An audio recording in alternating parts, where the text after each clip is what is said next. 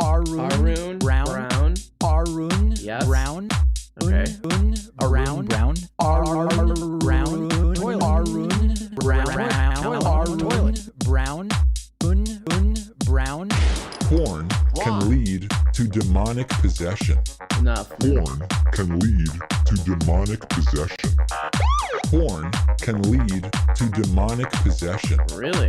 Porn can lead to demonic possession. Porn can lead to demonic possession. Porn can lead to demonic possession. Political views. Porn can lead to demonic possession. Right. Porn can lead to demonic possession. It is disgusting. Brown. Arun. Brown. Arun. Brown. Brown.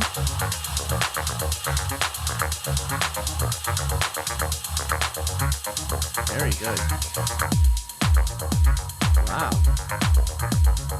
That's really weird. Okay.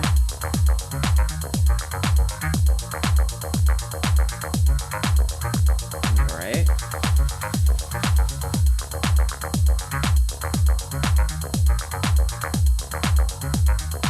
Yeah.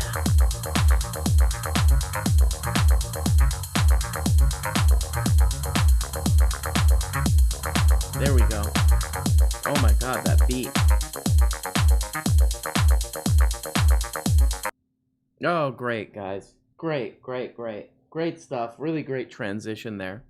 And the green screen is working out perfectly. No problems with that, of course. Right? You're welcome. Party. You go in the middle of the woods. You go in the middle of the woods. This stream is being streamed live from... You go in the middle of the woods. That one's never getting old. That one's never, ever getting old in a million years. Well, some of the things that we will be covering today, okay? We have some special guests, okay? A lot of people ask, will Slavoy be on? He is a very unpredictable character, you know? He writes like a 5,000-page book one week, and then he's like just, vanishes the next week. But I think he will be here on the Arun Brown program to talk to Arun Brown. And even more excited than him. I'm even more excited about our other guest. That's right. Some people have been asking about this guy forever. Real Italian Guy Fieri is on here. And if you don't know who real Italian Guy Fieri is, he's a very important character who was, I think, on, I don't know, a character that I made up in some video. But he's gonna be talking to us about the Guy Fieri, the amazing food that Guy Fieri came up with called the hot dog apple pie. And he's going to be explaining to us from a real Italian's point of view, what up with that? Okay, what up with that? To quote that great Saturday Night Live sketch. All right? Is he already in? Is this coming through? Yeah, okay, so Zizek's already here, guys. Ladies and gentlemen, if you're not familiar with the program, he's kind of a co-host. Or I would say main host. Okay, he's the main host. Slavoj Žižek, he's a Slovenian guy who kind of just I just kind of do my crap, you know. I wander around. I say, hey, can I sleep here tonight? This kind of crap. Okay, that's great. Yes, in return to stay at your house, I will give you detailed explanation of David Lynch film or some crap like this. I don't know. But please have good treats in your house. Okay, so you're kind of... Yes, I have no home of my own. Okay, so Slavoj, thank you so much for joining us. You always come with something that you want to talk about. What's on? I love when people say this. What's on your radar? What's on your radar? What are we, like military? Oh yes, we are spies in the Soviet Union. Yeah. What's on? Is anything? Are there any blips? Are there any blips? Go beep beep on your radar. We can smash them with missile. Missile. Yes, we smashed that crap. Very good. Very, very good. Somebody asks, is David Feldman coming on? No, he's coming on Wednesday. Wednesday live stream, if anybody's a David Feldman fan. Very, very funny. Very, very funny things will be happening with I mean, really, that guy is like obviously very funny, but also like very accomplished and so on, and very smart and so on. But Yes, whatever. Back to me, you crap, you. okay, so what's going on, Slavoy? Well, I wanted to ask you, have you heard about this crap? This McDonald's meals of Sweetie. Oh yeah, right. Okay, so if anybody doesn't know about this, I can explain. no, I'll tell them. Sweetie, the rapper Sweetie, has her own McDonald's meal. Yes, that babe Sweetie has got... Okay, you don't have to call it. His babe. You admit it. Come on, you crap. You don't have to lie. Yeah, I find Sweetie very cute. Okay, there, you are pervert, you piece of crap. You trapped me into that. Yes, I got you. I got you on that, you crap. You are objectifying women, you piece of crap. I am good guy. You are a bad guy in this little exchange here. Okay, so yeah, Sweetie has her own McDonald's meal now. Yes. What is this Sweetie meal? Hold on, crap. Okay, yeah, let's take a look. What's in the Sweetie meal? So you can go to McDonald's, and you can say, "Hey, give me a Sweetie, give me a Saweetie music meal," and they will give you the Iciest Summer collab, which is a Big Mac. The Sweetie meal is a Big Mac, 4-piece chicken nuggets. Oh, I do fuck with those nuggets, my man. Okay, yeah, you. I mess with that crap. Okay, a Big Mac, 4-piece chicken McNuggets, medium fries, a medium Sprite, and you get Sweetie and sour tangy barbecues. So basically, it is the same crap. Yeah, I mean, it's kind of genius because I kind of want to go pull up, roll up. Yes, roll up to the drive-thru. Yeah, I want to roll up to the drive-thru and say, give me a Sweetie meal. It's kind of genius, and then they just put the same crap in there. Yes, they should. What I claim is that they should do this with other services. Yeah, that's a good idea. Like they should just say, like you could say a celebrity's name and they'll give you like a type of meal or something. Yes, but they should go completely out of food and do it with other crap. Like what? I was thinking abortions. Abortions? Yes, abortion. Like you come up and I say, oh, I want to get one of those Ed Sheeran abortions. An Ed Sheeran abortion. Yes, it is just normal abortion, but it is. You can say I want to get the Ed Sheeran one. Okay. Wow, that's pretty sick. Your mind went to probably the worst. Yes, it went to the best spot on there. Yes, that is what I do. This is why they call me, the master of philosophy and theory and all this crap. Is I come up with these great ideas. Yeah. Okay. So you're really into these McDonald's meals. Yes, I am actually in talks right now with Mickey D's. You call it Mickey D's? Yes, Mickey D's, to have my own Slavoy meal. Oh, that's pretty cool. So you can roll up to McDonald's and ask for a Slavoy meal. Yes, this is great. We already have idea for this meal. Okay, and what is the Slavoy Žižek McDonald's meal gonna be? Okay, so when you order Slavoy meal, you get this. You get the following: a 5,000. Yeah, 5,000.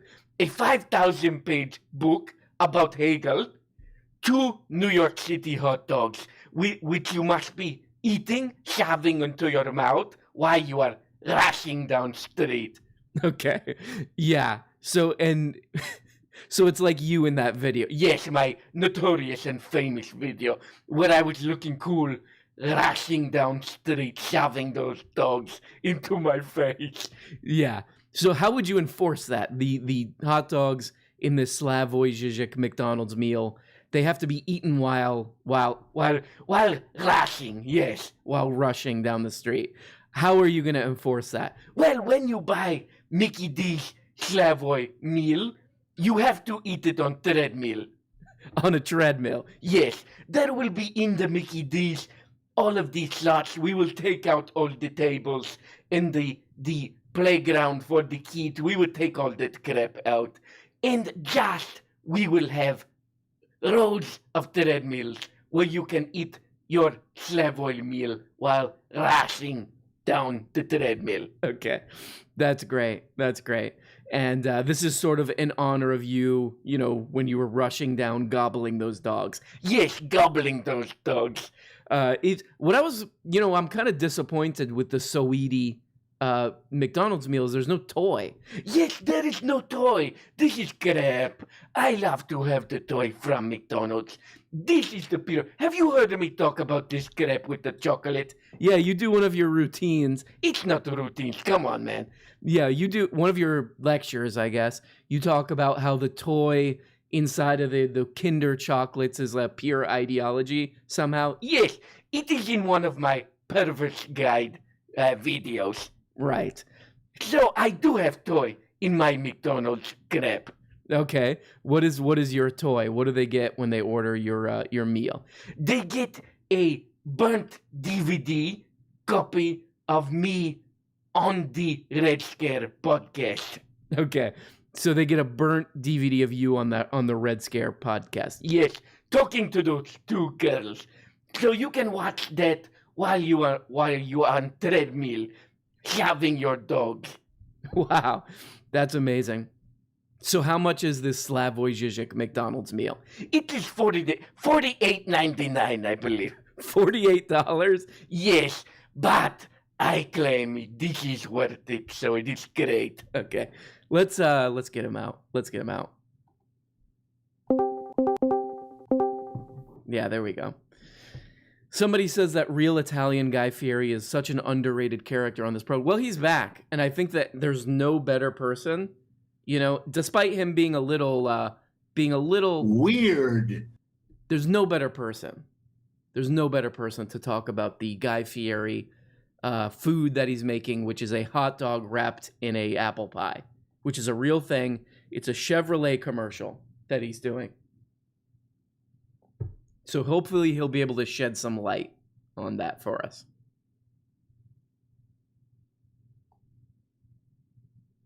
We're also going to I totally forgot to mention this. We have I wanted to talk to a local guy, Kyle Hopper, about this because he actually went. But this guy, I've talked about him on the show, this guy Kaveh Zahidi. I did an interview with him, and I will be what would you call it? Rehashing that interview today. He's a really interesting guy, very smart guy, one of the greatest I would say one of the greatest filmmakers of our time. I will be rehashing an interview tonight with him because he did a live thing in New York that apparently sold out. That looks pretty interesting. It's just him screaming. He's like screaming and yelling, and people seem to have a great time. So he will be on the program later too. The real Kaveh Zahidi. But let's catch up with some of our Discorders. When one of our, I would say the crowd favorite of the Discorders, Pian. Pian, are you there? Man, that's Hello. Pian, welcome to the program. Listen to this, Pian. You're always bringing it, right? You're always bringing it to this program. I mean, I try. I mean, I got to bring the energy first, you know. I got to bring up the hype. Make sure you like the program and subscribe if you haven't, which it would be insane, but some people haven't, so subscribe. Get them to 20K. 20K. If we get to 20K, what should we do, Pian, if this thing gets to 20K? Shut it down? Oh, man. That would be pretty funny. That was a good run. Yeah. Well, this is about as good as it's going to get. So, and then it's just like you try to go to the channel or any of the videos and you just get an error message. What do you think? You got any ideas? What do you do for a celebration? Do like a raffle or something?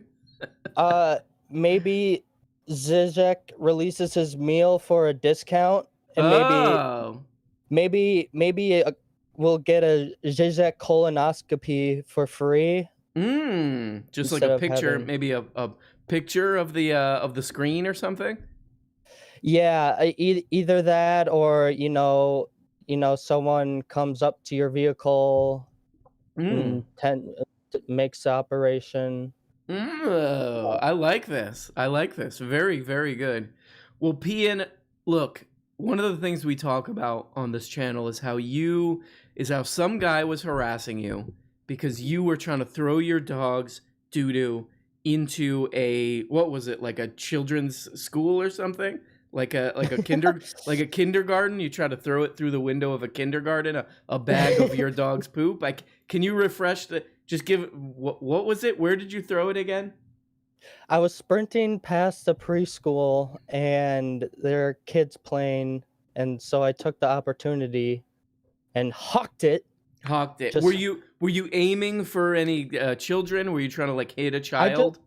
I was on the front side of the school building, and I heard children in the playground in the recess in the back, and I'm just like, I bet I can clear this whole building. Oh, very good, Pian. You know what? That's very responsible of you. Well, Pian, what's going on? What do you got for us tonight? You always have some interesting thing to share. What's going on tonight?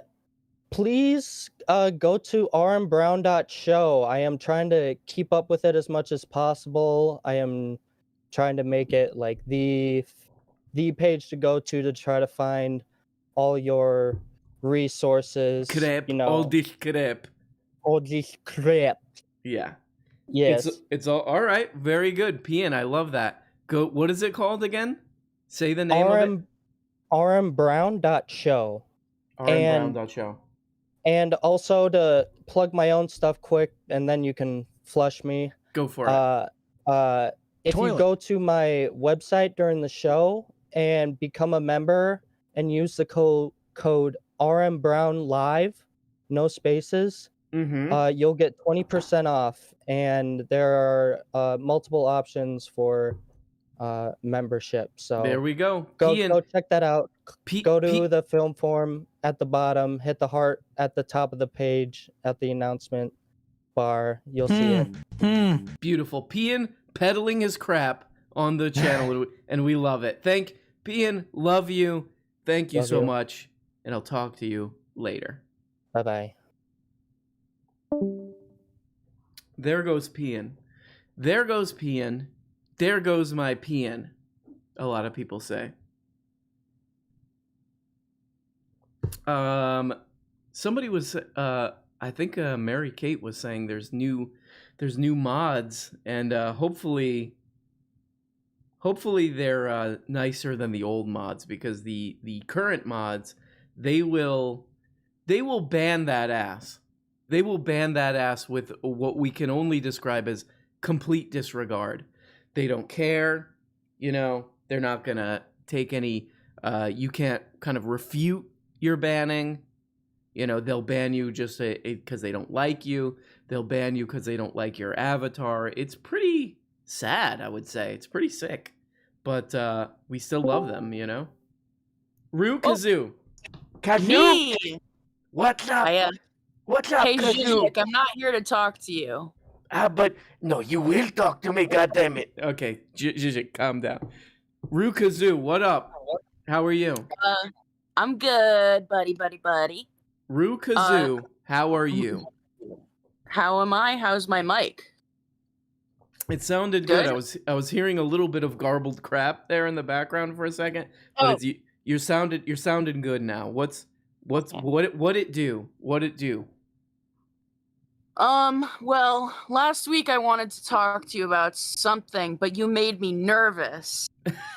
Because you were interrogating me. But anyway, I came here prepared with questions. Hell yeah. And I want to know, let's not talk about Rue today. Okay. Let's talk about Arun Brown. Okay. Arun Brown. Marion Arun Browning Brown? today. Arun I'm familiar Brown. with this. I'm familiar with this guy. What do you want to know? What do you want to know about this character? I'm curious about this character because I admire him. He's a great guy.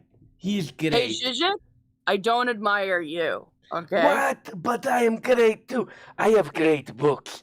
I write so many books. No one reads this crap. Out of Okay. here, Zizek. Out of here. Let's see if we can get him out on the Discord. Hold on. That should do it. That should do it. Okay. You're welcome. Okay. No more Zizek right now. No more zhizh. I might be willing to talk to Greg though. Greg. But, Greg? How are you, Greg? Hey, what's up, bro? What up, dude? Greg, are you okay? Help, dude! I'm trapped! Are you okay? Greg, what's going on? I'm trapped in another dimension, dude. I gotta get. Hold on, let me see. Do I sound better now? Yeah, you sound a little bit better. Okay, good. Anyway, like I was saying. Greg. Anyway. Oh my God, Greg, fix that. What's wrong, dude? Greg, I think. Greg, are you okay? I think I got it. I think it might have been like a. I think because I'm using H.264 for my codec, there might be something wrong with it. Okay, I don't know. Let me say. Hold on. That's messed up. You hear that? Yeah. Greg. It's me. My name is Greg. I like to Greg. do my show. Greg, come on. Stop it. Greg, it's always nice, but I do want to talk to Arun Brown. Hold on. Let me see if we could ban him also from the Discord. Okay, I think he's banned as well.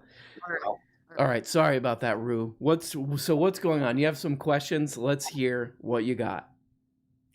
I will say, last time I complimented you, I saw a lot of folks in chat saying I was kissing your ass, and I would like to say, Oh, you're blowing smoke, blowing a lot of smoke.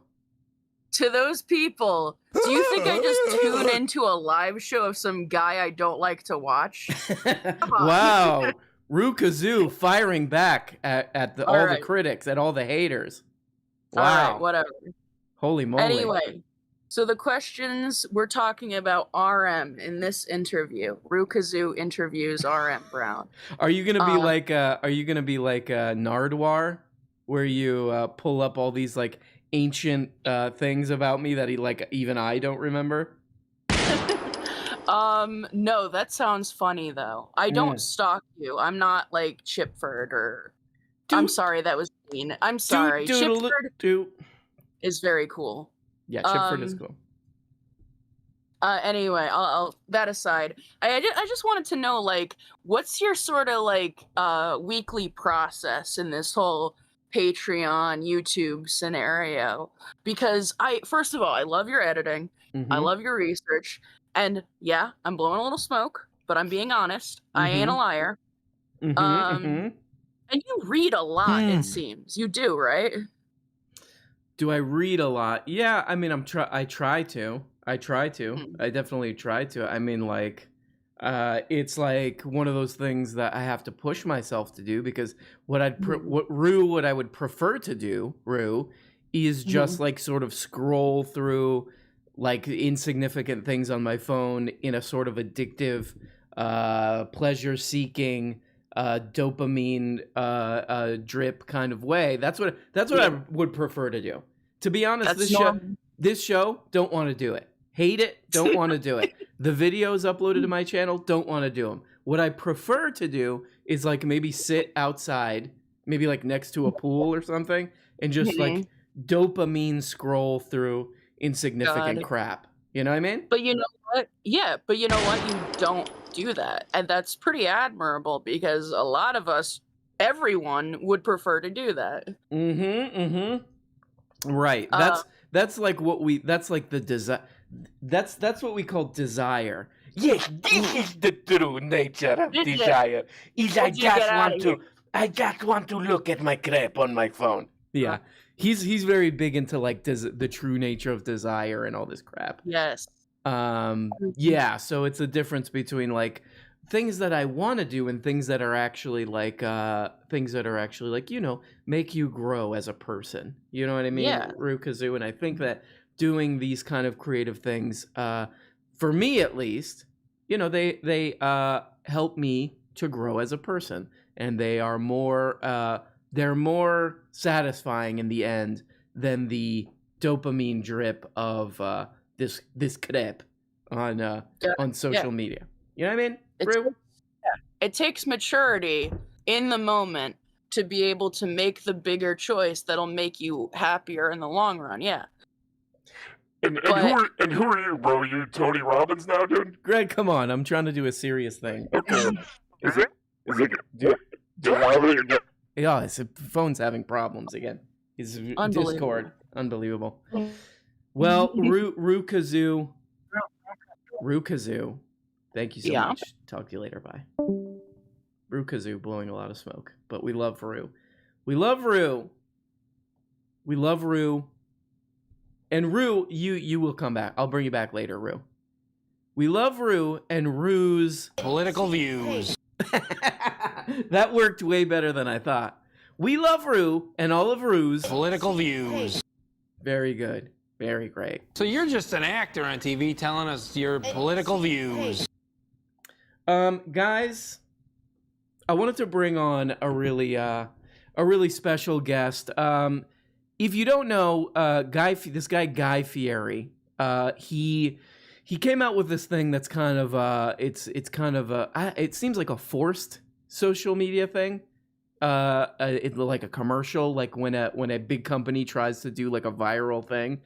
So Chevrolet is trying to do this crap where they got Guy Fieri.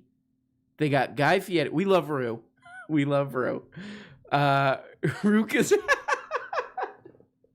Rukazoo, we can too. Let's do a political campaign where it's just to like get Rukazoo elected to something, and that'll be the slogan. Rukazoo, you can too. Let's read a couple chats actually before this next interview. Make them wait. They'll be fine. I know it's an overseas call, but whatever. This is from Jeff Arnold. I approached a cute woman to say hello the other day, and her method of rejecting me was just to pull out her phone and start dopamine scrolling to get away from the discomfort. I just stood there. Jeff Arnold, you just stood there like you're the guy at the end of Blair Witch Project? Don't do that. Don't just stand there. Don't just stand. Like if they do this, if anybody does the scrolling thing to like get rid of you and ignore you, you gotta just wander away. Okay? And go. If somebody does that to you, you know what you should do? You go in the middle of the woods. That will never not make me laugh, that stupid thing. But anyway, guys, if you don't know about this Guy Fieri, say it right and show him the respect he deserves. Guy Fieri, he's like partnering with Chevrolet to do this thing called the hot dog apple pie, and he's trying to get people to eat this disgusting looking thing called the hot dog apple pie. And I wanted to get this guy who's been on the show before. His name's Real Italian Guy Fieri. Real Italian guy. Let's get him in, actually. Real Italian Guy Fieri. He's got, I don't totally understand this character. He's, I guess, Guy Fieri, but he actually lives in Italy and is Italian. So, Real Italian Guy Fieri, thank you for coming to the program. Yeah, thank you. I like to be on this show because you kind of sound like Zizek a little. I do sound like a Zizek because we both are from a different place. So you think we all sound the same? Yeah. And your Italian accent, not the best. No, it's not the best, but I still am here, and I would like to talk about this Guy Fieri, the real Guy Fieri. Yeah, the real Italian Guy Fieri. Okay, yeah, the real Italian Guy Fieri. So you actually live in Italy? Yes, I live in Italy. Yes, that's where I'm from. Okay, it's really bad. Yes, it's not a great accent. Okay, so anyway, I wanted to ask you about these, Guy Fieri. He's doing these, apple pie hot dogs. What's your take on these apple pie hot dogs? Well, I have to say, yeah, that this is not as bad as you think it is. Okay, so apple pie hot dogs not as bad as we think. No, the apple pie hot dogs. This is a very authentic dish. This is an authentic dish. Yeah, I am a Sicilian. Okay, you're Sicilian. Yes, and this is a very authentic dish. Okay, so wait a second. That doesn't sound right. The apple pie hot dogs are an authentic Italian Sicilian dish. Yes, this is a great dish. From my grandma, she used to make these dishes. Okay, your grandma used to make she used to make apple pie hot dogs. Yes, yes. You would actually be surprised that she makes this.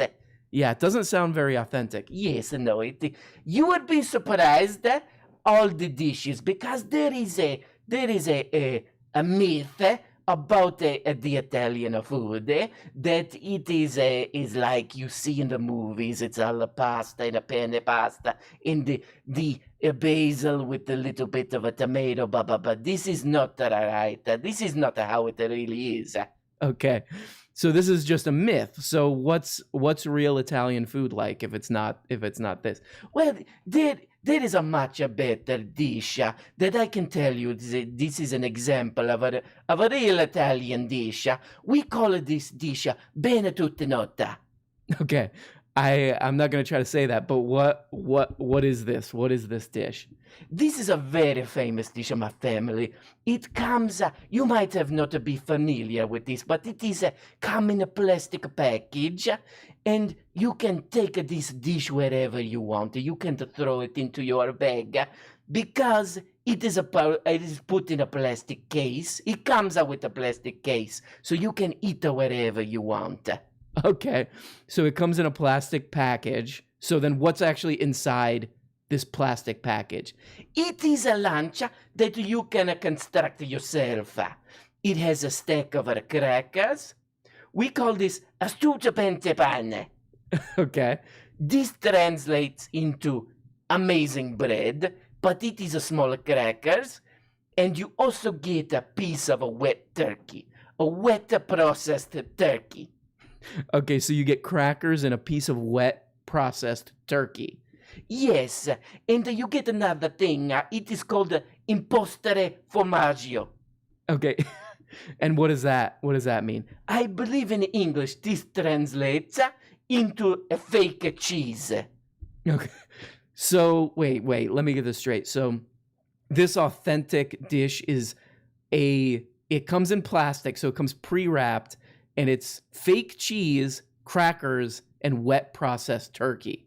Yes, and it also comes with the dessert. You get the dessert too. Okay. A dolce. Okay, and what's the dessert? In Sicily, we call this a treat. It is a traditional treat. It is called Oreo biscotto. Okay, and what does that mean? It means an Oreo cookie.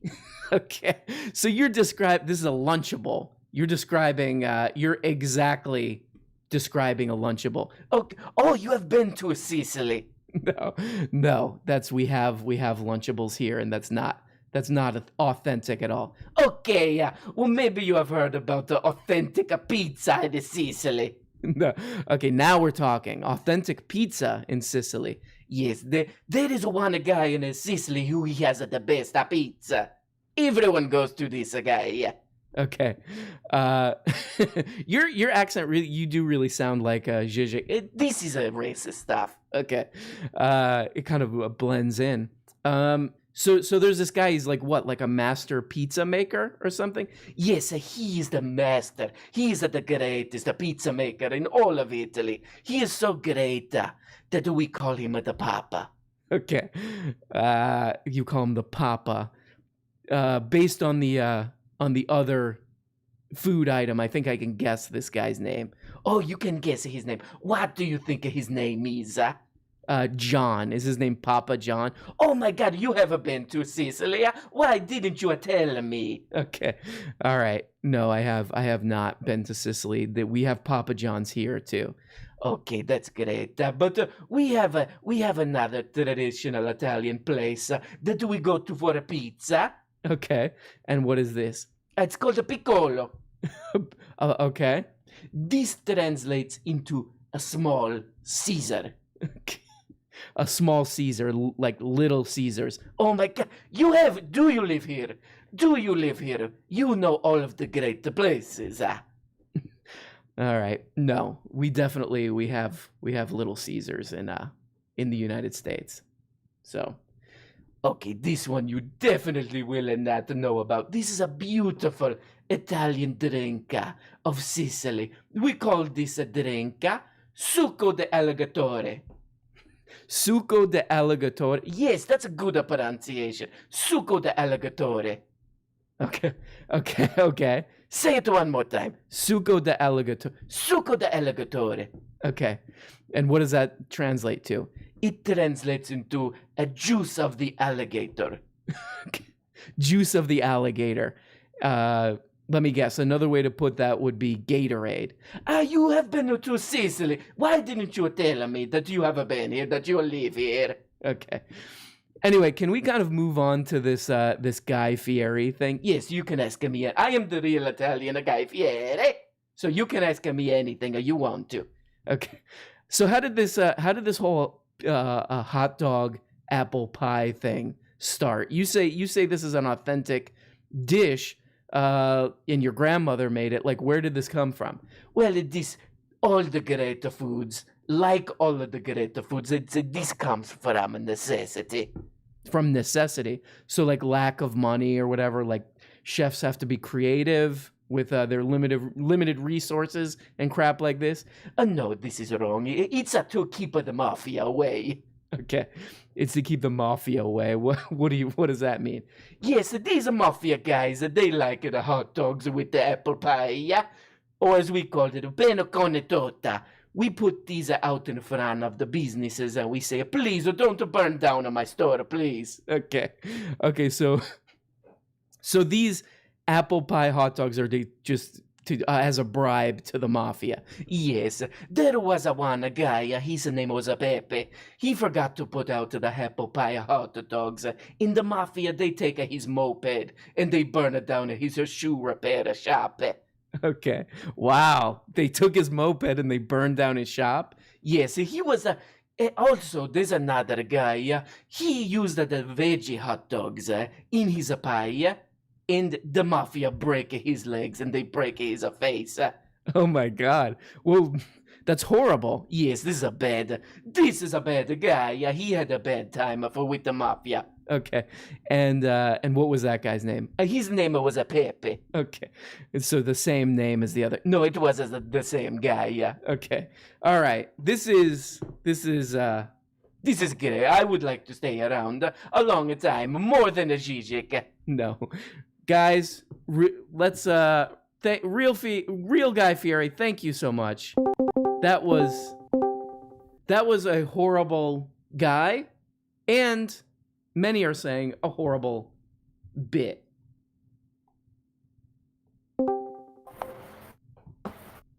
Hello? Hey, what's up, bro? Hey, RM, what's up, man? Hey, what's up, dog? Woo, what's up, bro? What's up, dude? How are you, bro? What up, homie? J-Bone, what's going on? What's going on with you? Are you there? Yes, I am there. Can you hear me all right? I can hear you. What do you got going on tonight? What up? RIP, Afghanistan, Kabul. Oh, Out for all the Dime Corp and Carlyle Group contractors and their future profit and loss statements. well, the shareholders on that one, as we're going to see later, definitely made a lot of money. You know, it's really good to have a lot of financial incentive to do endless wars, right? I think they'll recover. Yemen's still out there. Somalia's still out there. Parts of Africa. Oh, yeah. You know, Yep. What- Hope your fingers are crossed on this one. You're like, let's keep this. From what I understand, you have a lot of stock in a lot of these military equipment companies, and you want this nonstop war to keep going. That's what people have been saying in the Discord about you.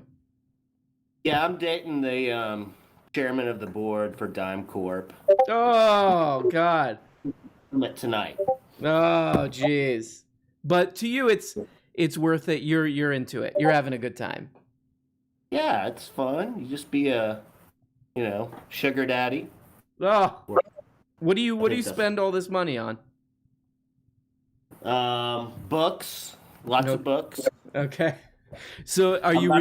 It'd be funny if you're like getting all this money from all this crap, but you're reading like Noam Chomsky and all this stuff. You're like, wow, yeah, this is pretty bad. This is pretty bad. Manufacturing consent. Doing drugs in the stall. Reading Chomsky. That's great, J-Bone. You're a pretty bad guy, but we still love you. Go ahead. What else you got? What else you got, Bo? I'm gonna go down to Half Price Books because screw Audible, and I'm gonna pick up The Devil's Chessboard.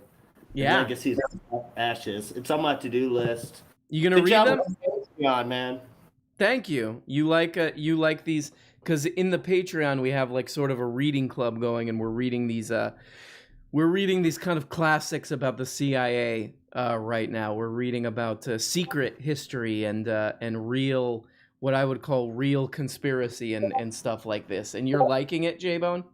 Yeah. Alan Dulles. Mm-hmm. This Cretin. who Sean Kennedy wants to put on the $20 bill.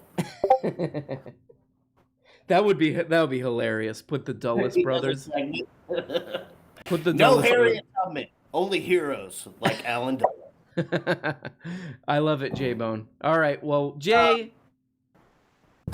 I'm reading this one book right now, and it's taken a while, but what is it? What is this book? It's kind of like Manufacturing Consent. It's called American Crisis. Okay. Leadership Lessons from the COVID Pandemic. It's by this guy called Andrew Cuomo. It's pretty good. He sounds cool. What is he like? That name rings a bell. Is he like Zizek? He's like a philosopher or something. Yeah, I think he went to Cornell or Texas A&M. Oh, okay. So he's kind of like a very anti-establishment sort of a really like just a cool like academic guy. Sounds like anti-establishment. Libertarian, communist, anarchist, fundamentalist. On page 75, it's him, and he's kissing Senator Ted Cruz. They're French kissing with masks on. That's the best part. I gotta go. Flush me. Flush me. Bye, J-Bone.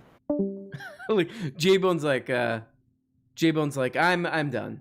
I'm done. Please flush me. By the way, if anybody's ever on here, you can just leave. You can just leave. The CIA spiked my meat pot. Yeah, I think those I think they're putting something in those Guy Fieri apple pie hot dogs. I think that's what's going on. They're putting the vax in those things, and I'm not taking it because I think that's what they're doing, and they're gonna track me. They're going to track me because I do very interesting things, and I don't want the government knowing about it because they'll be jealous. The Peasant Chef, are you there?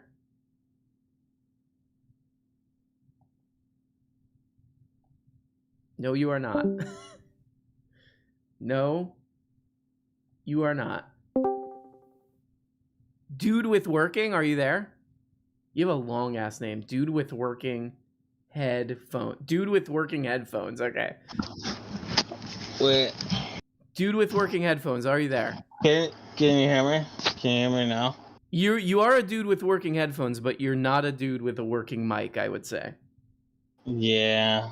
Well, you sound okay. What's going on, dude? I'm having a weird echo things going on right now. Okay, bye, dude. Thank you for joining the show, dude. Let's see what people are saying. Let's check in. Let's check in with the people in the chat because they never get any respect. They never get any respect, and this is how they feel about it. It is disgusting. Oh yeah, okay, yeah, we should read that. People are talking about like private military crap. There's that, but I also wanted to read. We could just look at this. We could just take a look at this crap. This is an Intercept article that pretty much I thought was pretty. This is like one of the shocking, like, oh my god. $10,000 invested in defense stocks when Afghanistan war began, now worth almost 100,000 bones. Was the Afghanistan war a failure? Not for the top 5 defense contractors and their shareholders. Yikes. That's really weird. That's really weird. Yeah, that seems like not a great idea to have like a huge incentive for wars to just keep going on forever. If you purchase $10,000 stocks, evenly divided among America's top 5 defense contractors on September 18th, 2001, they would be worth nearly $100,000. This is far greater return than was available in overall stock market over the same period. 10,000 invested in an S&P 500 index on September 18th would now be worth almost half that. Jeez. That is, defense stocks outperformed the stock market by 58% during the Afghanistan war. Oh, whoa, whoa, whoa. It is disgusting. Yikes, that is not a good... Guys, that is not a good incentive to have right there. Moreover, given that the top 5 biggest defense contractors, Boeing, Raytheon, Lockheed Martin, Northrop Grumman, and General Dynamics, are of course part of the S&P 500, the remaining firms had lower returns than the overall S&P returns. These numbers suggest that it is incorrect to conclude that the Taliban's immediate takeover of Afghanistan upon the U.S. departure means that Afghanistan war is a failure. On the contrary, from the perspective of it was a success. Several commentators addressed this dynamic in the 2005 documentary Why We Fight. I remember that. I remember seeing that. That's one of those classic like early 2000s like Michael Moore type of things about a warning that President Dwight Eisenhower issued about the military-industrial complex. Former CIA contractor and academic Chalmers, I remember this guy too, Chalmers, I think he's dead, Chalmers Johnson, who wrote Blowback and all that stuff. I guarantee you when war becomes that profitable, we're going to see more of it. Yikes, jeez. We have to play it. It is disgusting. It is disgusting. What else is it? Weird. Okay. A retired Air Force lieutenant colonel says American people who have a son or daughter that's going to be deployed, they look at cost benefit and they go, I don't think that's good. But when politicians who understand contracts, future contracts, when they look at war, they have a different cost benefit analysis. Holy moly. So if you want to look at a detailed breakdown of these returns from these companies, yikes. Not good. Not good, but there you go. That gives you pretty much the key to understanding a lot of this crap. No warning shots. Are you there? Jane quoted the great, I would say the greatly named, what was that guy's name? Smedley Butler? Yeah, Smedley Butler. War is a racket. True. No warning shots. What up? Hey, what's cracking, RM? How you been? What is cracking, my dude? How are you? How have you been? One of the contestants of our version of the Bachelorette, you got pretty close, and I will say Chippy did seem to have a pretty big crush on you, but she had to cut you at some point. I was pulling for you, but oh yeah, of course, dude. You were all over Landrill and Richard Nixon. Those were your two locks, and you blew it. See, I didn't even make the top 3. You know. I think Richard So, like- Nixon still hasn't recovered from it. He's been seen in public with that little George W. Bush doll that he carries around. He's just playing George W. Bush quotes, out in public. So we're really we're pulling for him. But anyway, Yeah, no, he'll be all right. He'll be all right. He'll make it. No warning shots. What's going on with you? Yeah, not much. I mean, I'm just thinking, I kind of miss the weekly movies, When we watched I Seen a Devil, and watched Yeah. that Korean movie, it was pretty good. Yeah, this And- is a thing that I really wanted to get started. I do this a lot where on this channel where I'm like, I got an idea and this is going to be a recurring thing, and then my just decrepit, useless brain forgets about it, And one of the things was we're going to do Monday movie night. How about this? Can you save this project? Do you have a movie suggestion? Well, I don't know. I mean, there's lots of great flicks out there. I mean, I kind of wanted someone else to give me a movie that I haven't seen yet so I could watch it. But, I mean, if you need a good flick, I would recommend The Slammin' Salmon. That's what I tell everyone who's looking for a good movie, a good time, fun way. The Slammin' Salmon. Yeah, you seen that one? What is this, a hentai of some kind? No. This is a comedy movie from around 09-ish. 09, The Slammin' Salmon. Who's in it? Is there anybody we would recognize in it? It's the Broken Lizard guys, from Super Troopers. Right. That's why that name sounded familiar. Well, not on that similar tip, but on a comedy. So there's this show. If anybody knows when this aired, remind me. But it's the Tropical Cops, Stories of Tropical Cops. Has anybody seen this? It's an Adult Swim show. I think it's been around a while, but it is. It's pretty amazing. It's pretty amazing. I think it's one of the best things that Adult Swim has ever done. Stories of Tropical Cops, I think it's called.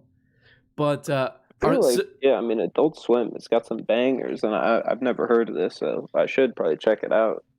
It's like I think there's at least one full season, and it's completely out of control. It looks like they filmed it. It looks like they didn't film it in the U.S. It looks like they actually filmed it on some island somewhere, or maybe in the Keys or something, because it definitely looks like they're in an island. But it's just absolute insanity, and it's pretty great.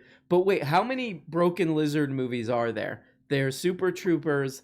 There's the beer one, Yeah. And then Slammin' Salmon. Is that it? Oh, there's There's Super probably Troopers more. 2. Yeah, Super Troopers 2. Oh, I don't. There's one about where they are in a resort and there's a murderer or something. Oh, the Club Dread. Club Dread. Yeah, there it is. Yeah. Club Dread. All right. Well, maybe Slammin' Salmon. Salmon. I mean, consider it. Maybe if you want something a little bit more serious, maybe go with something else. But if you're looking for a fun romp, summer comedy, I don't know. Okay, so we'll recommend Slammin' Salmon, but also if anybody listening to this hasn't seen that, it's on HBO Max. You could watch the whole thing. That Tales from the Tropical Cops or whatever it is, the Adult Swim thing. Watch it and tell me what you think. All right, no warning shots. I love you so much. Is there anything else you wanted to say or plug? I want to plug. Put some stuff on the Chiron again, because we used to have the topics, but the last couple of weeks it's just been ads for iTunes stuff, and it's it's not as fun because I feel like I don't want to come on if there's no topics, because then it's what am I supposed to talk about? So, right. It's sort of, that's why I haven't been on in a minute. I mean, I've been busy, but also You should never be too busy for this program. That's what a lot of people say. No, I'm just kidding. But you're right. It should be, because I would feel like that too. I'd be like, what am I supposed to say on this thing? Cue me up on something. So give me something to work with, and then I'll come through, and we'll talk about something. All right, no warning shots. Talk to you later. He's disgusted. This is him with the lack of topics. It is disgusting. That's how you feel about it, huh? What are you gonna do about it? No! Don't do that. Yeah, it's okay. Thank you, robots in my head. Tropical cocktails. Tropical cocktails. The I mean, it all seems like, well, actually, some of them are really good actors, but a lot of them just seem like somebody's like uncle or something. But the dude who plays like the lieutenant, the guy who he's like just always yelling. There's a guy on that show who just not even a joke. He always yells. He never talks, and it is. I think it might be my and I know it's been around a while. I'm discovering something that that's been around a while, but yeah, it's dumb AF and so good, like classic Adult Swim. Yeah, it definitely is. Like, it's got the Adult Swim vibe all over it. Yenzo, are you there? Can you hear me? Yes? Arun Brown. Can you hear me? Yenzo, Are you coming through loud and clear? Yes, I got Yenzo. I got you. No. What's going on tonight, man? What up, Yenzo? Are you working on your what was that supposed to be, a British accent? Well, I could workshop a little British accent for you, but it might be a little bit of the northern end as opposed to a little bit of the southern end. You know? It's getting there. I don't know why British accent. I feel like everybody should be able to do, but I've never. Hello. I've never really tried to do it. Can you do like the Beatles?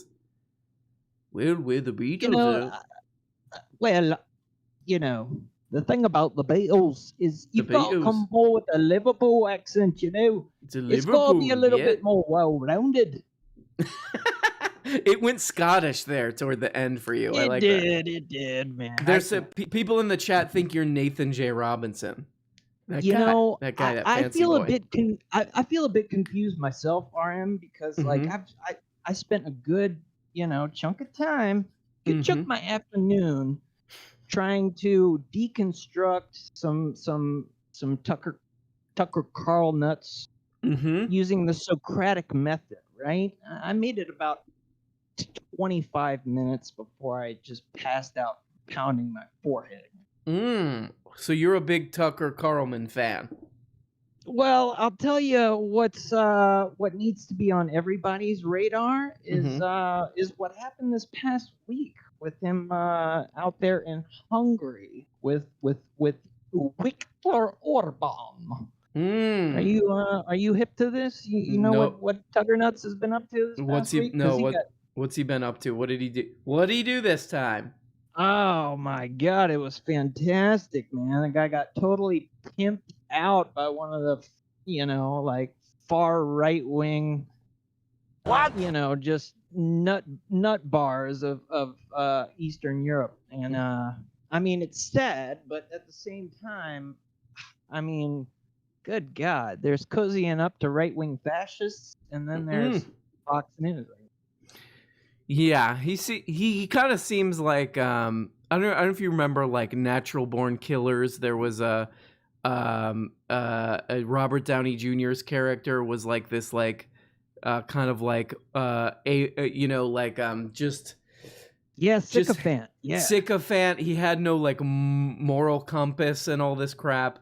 Like he wasn't like a demented like right winger or anything, but I wouldn't be surprised if that was like Tucker Carlson's end. Like he gets involved with the wrong person and he ends up like like things just go south really quick for Tucker. Yeah, no, this is the authoritarian personality type T, right? These are the people that love the the silly orange guy with his chest out to Mars, pretty much telling everybody, the sky is purple and all news is fake. That doesn't shine my nub.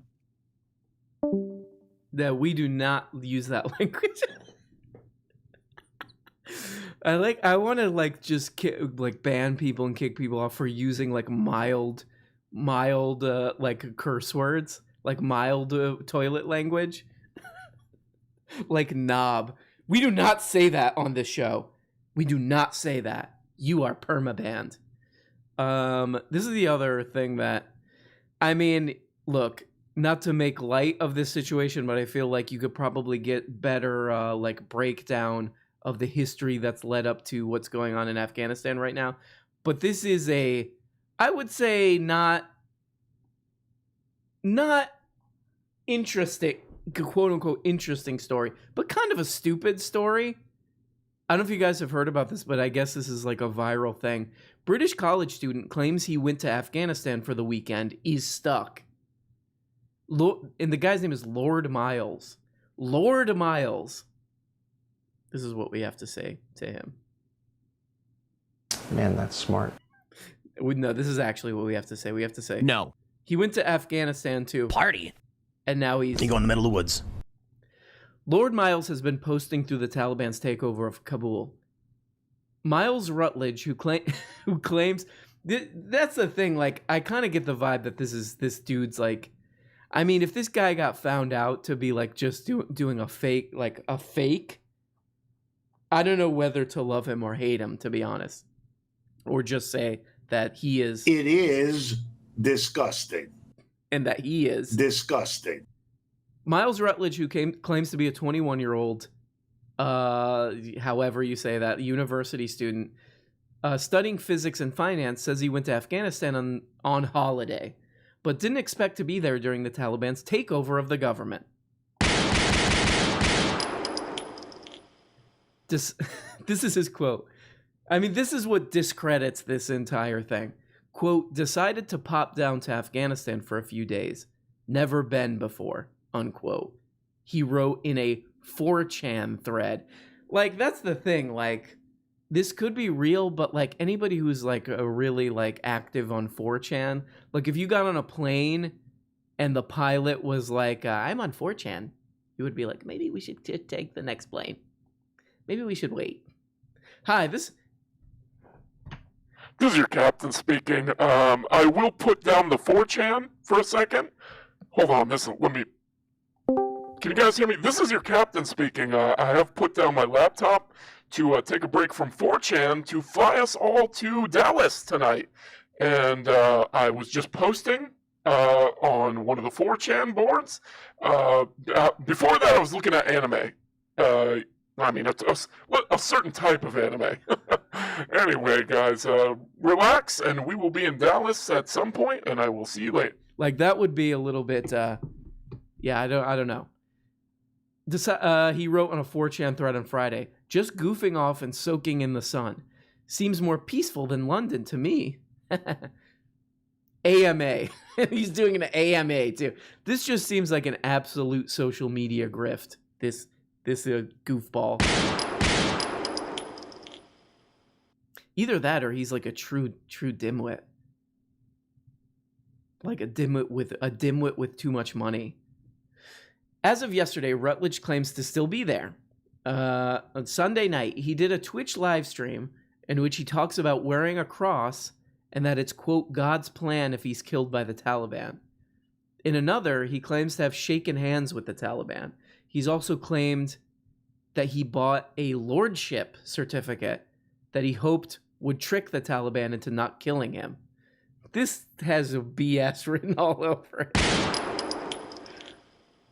I mean, as a social media attention-getting grift, I have to say... Man, that's smart. Since then, he's become known online as Lord Miles. Rutledge's trip went mega viral on Sunday, which seems like probably the whole point. And of course, many are questioning the veracity of his story, leading him to upload photos of his flight reservations, credit cards, and showing his visa on stream as proof, which there's no way to Photoshop that. He also posted photos of himself posing with Arabic signs in the background. Also impossible to Photoshop. Eric Toller of the open source research firm Bellingcat told me that at least one of the photos circulating of Rutledge of him on a vehicle posing next to a gun is from the tomb of Afghan resistance fighter against the Taliban, Ahmad Shah Massoud, which is a tourist destination 80 miles from Kabul. Okay. This makes more sense. That he's like, maybe he's like outside of Kabul somewhere, or he's like went there on a trip maybe like 100 years ago. The gift shop is visible in the background. He's wearing the same outfit in another photo he posted to 4chan, saying he was in a Kabul marketplace. Okay, so this guy's full of crap. This guy's completely full of crap. Check out the entire 4chan thread. I've posted pictures of everything. Blah, blah, blah, blah, blah. You want to see my visa? Thousands of people are currently attempting to flee Kabul, Afghanistan's capital, after the Taliban took over the country. Hey, stop it. I always get those page unresponsive crap. Rutledge, meanwhile, tried to leverage a trip to occupied Afghanistan for attention and seemingly got much more than he bargained for as the Taliban took full control of the country.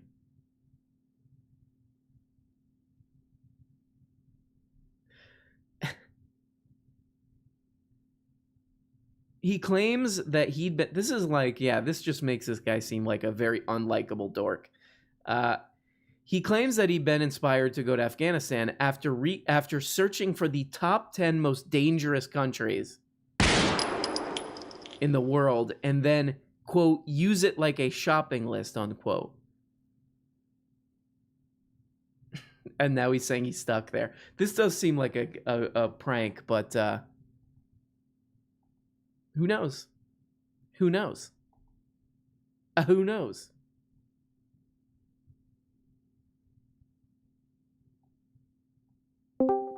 The Peasant Chef, are you there?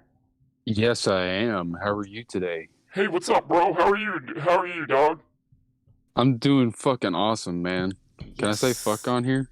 Oh, man, you gotta get banned. You get a perma-ban now. Sorry. You get a full perma-ban. No, you can say the F word. You can say the F word, you just can't say knob like that other guy. Knob? Oh, shit, I just said it. No. Ban. Perma-ban. Get mods. Mods perma-ban him. Okay, you are targeted for a perma-ban. Uh-oh. You are targeted. Well, what's going... no. What up? What up, chef? What do you got for us tonight? Dude, I gotta tell you this fucking thing. All right. So,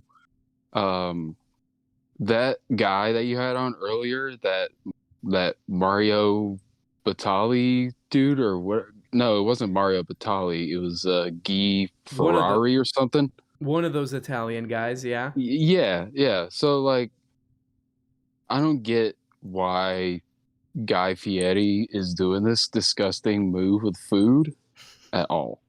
You don't like it? Well, hold on. Before we address that, thank you, Squid for Hire. And thank you, Jay Gant, for the super chat. By the way, guys, you can fire away super chats. Jay Gant, question RM. Greater musical talent. John Mouse or the singer from the band Train? Well, Jay Gant says he'll take his answer off the air. I would actually say John Mouse in that case. I mean, not taking into account his political views. I think I saw John Mouse live once, and I will say he is a uniquely talented guy, and he's just stood on the stage by himself doing this crap, like playing the background music in a laptop, or like running over, pressing play in a laptop, and it was still quite great, I have to say. So I'm going Mouse on that one. But so Peasant, you got a problem with this Guy Fieri crap, huh? Yeah, like, how does someone with that kind of fucking hair have not been abducted by aliens yet? Right. Yeah, he's asking for it, right? Oh yeah, absolutely. Yeah. It'd be a curious case study. It would be cool if he got abducted by aliens and they did some like probes on him or whatever, and then those probes made him like a better chef, or like inspired him somehow to create some like amazing dishes. Like, he's known for like making dumb crap, like dumb processed crap. What if it turned him? He got like some alien radiation on him, and it turned him into like the greatest chef ever. If you got that kind of skill from aliens, people would come down here and they'd be like, gross. Like, this stuff is not human at all. Exactly. Peasant chef. Are you a chef? Are you a chef in real life? Yes, What- I am an actual cook. What are you Funny making? thing, what am I making? I'm making disgusting shit as well at my current job because I'm not like I'm a line cook at this Okay. point, but I call myself the peasant chef because I just make cheap food, but it tastes great. I don't buy the shit canned stuff and all that. I work hard. Is this place that you're a line chef at? Would we know of it? No. No. So But it's a little unknown place. Oh yeah, but I'd say like anytime you're up in Virginia, like go to the Crack Pillar. There's their stupid plug and all that stuff. But anyway, What is it called? yeah, The Crack Pillar? the Cracked Pillar, dude. Okay. So you guys We sell crack burgers for those in need, and we especially have like well, I don't mean crack burgers. We got like we have like the best fries. We like just won best fries in our like our regional best restaurants or whatever for last year. So I was like, all right, cool. What's the secret to the perfect fry then? If you guys are think you're so fancy with these fries. Oh man, we're the fanciest of all. We get these frozen fries, and then we just throw them in the deep fryer for about 3 minutes until they're almost burnt. And then what we do is we sprinkle a little crack on them, and then that's it. That's why. And it's and there's a little bit of salt and sugar to kind of like balance out the bitterness of the crack. Oh, I like that. Do you have one of these kitchens where like everybody is like has an alcohol problem or is like selling weed on the side? Is it like that kind of thing? Because like every kitchen I've ever worked in, there's like a lot of gray markets going on. Is that the case? Oh, dude, you're talking to the guy. You're the guy. Yeah. Well, very good. All right. Well, we will be contacting you in the future, young peasant, and I gotta come try some of these fries at the Cracked Pillar. Yeah, definitely, man. You'll get hooked on them. Okay. Besides that, before I let you go, if I were to go there and I want to get a little numbling in my tumbling, what do I eat? What would be your suggested meal at the Cracked Pillar? Just go get Warhammer Reuben. It's the best one. A Reuben? Yeah, we call it the Warhammer Reuben because it's like it's based on that game. It's based on that game, Warhammer. Okay. Yeah. So it's like they bring out a laptop, like a gaming laptop, and you could play Warhammer while you eat a Reuben and get meat all over the keyboard and mouse. I wish, but unfortunately, with us having to cut back on some of our costs, we had to get rid of the laptops, and we sold. We had to sell him to Tim Pool because he needed him. Oh boy! All right. Well, peasant chef, I love you. Thanks so much for coming on, and I will come eat at that place soon. And I will see you later. Sound like a nice guy. Sounded like a pretty nice guy. Do you guys agree? Do you think he sounded like a nice guy? No. Oh, wow. Harsh words. Harsh words. Harsh, mean words from an angry group of people. Chippy, are you there? Yes. Chippy, yeah. Yeah. Chippy, it's Chippy time. Chippy time. Let me actually shut you up in the background. Her mom yells at her in the background. Chippy. Hell yeah. Chippy, what's going on? How are you? What up? You're a classic character on this program. People are always like, Chip! in the chat when you come on. Yeah, they start like freaking out. I don't know if it's like in a positive way, if it's in a I believe it is I have to say, I believe it is in a negative way. They say a lot because a lot of people they'll say Chip, and then you read down a couple lines. They're like, oh, I don't care for her that much, actually. Wow. Okay. I know. Isn't that mean? I don't say that. I say I like Chippy, but and look, Chippy, you have a pass to come on the show whenever you want, but I also have eyes, and I look at the chat and I just see a barrage of negative messages about, they're like, Chippy thinks she's so cool. She thinks she's such a badass because she's the Toilerette. You know, she has like a harem of boyfriends now. You know, this kind of stuff. So Not true. I only have one single man. How dare you? What an accusation. But you did have sorry about that. You did have multiple guys competing for your hand in romance, though.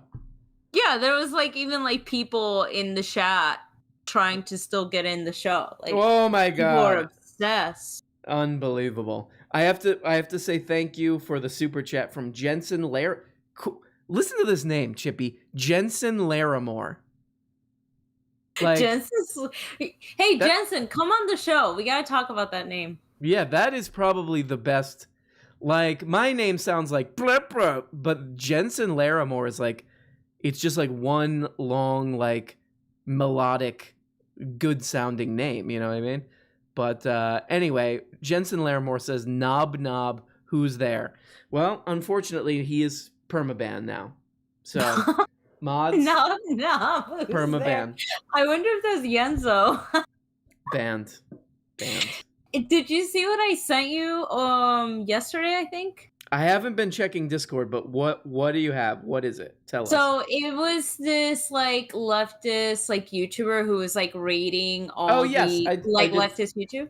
I did see that. Yes. You were in it. I was so excited when I saw you in it. You know what? It's weird because I've been getting like a little bit of a subscriber bump. I wonder because a lot of people watched that, so I don't know. Maybe who knows? Who knows? Yeah, I mean, I shared it on Discord because I was telling people, I'm like, look, our boy is getting recognized, getting respected. Getting respected. And what did he say? So it's you know, I feel a little bit weird being grouped in any group, but he's like, these are kind of like left-leaning YouTubers or whatever.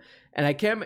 He said nice things, but yeah, like, you know what? What he did say, he was like, here's a smaller guy. All these other people, they're the real YouTubers. This guy, he's a smaller guy. He basically said he ain't shit. Okay, no, he didn't say you weren't shit, but he did say you were like a little like smaller but growing. Wow. And that what he loved about you was your soundboard.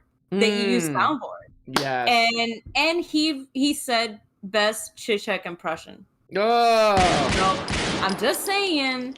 Yes. The respect is out there. Everybody congratulate the boy.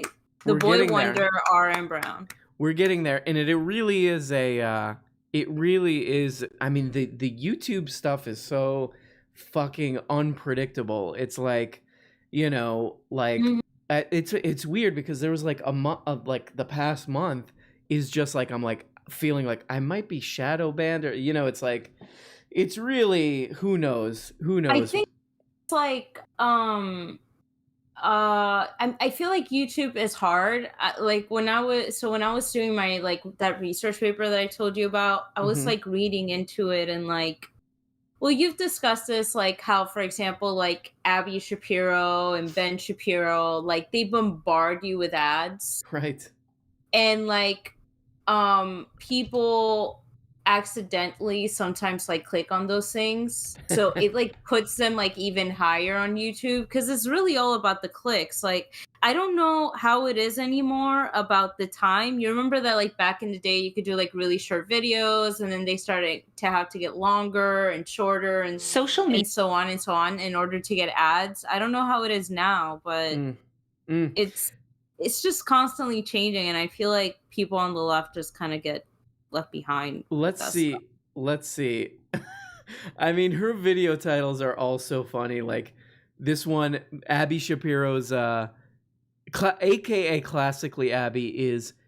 Yes. This is from a couple days ago. Is marriage really patriarchal? Like she's trying to do this thing where it's like, hey, let's just hang out with the girls. By the way, like Israel is like no friends are gonna talk like this. Let me see. Let's read because her comments are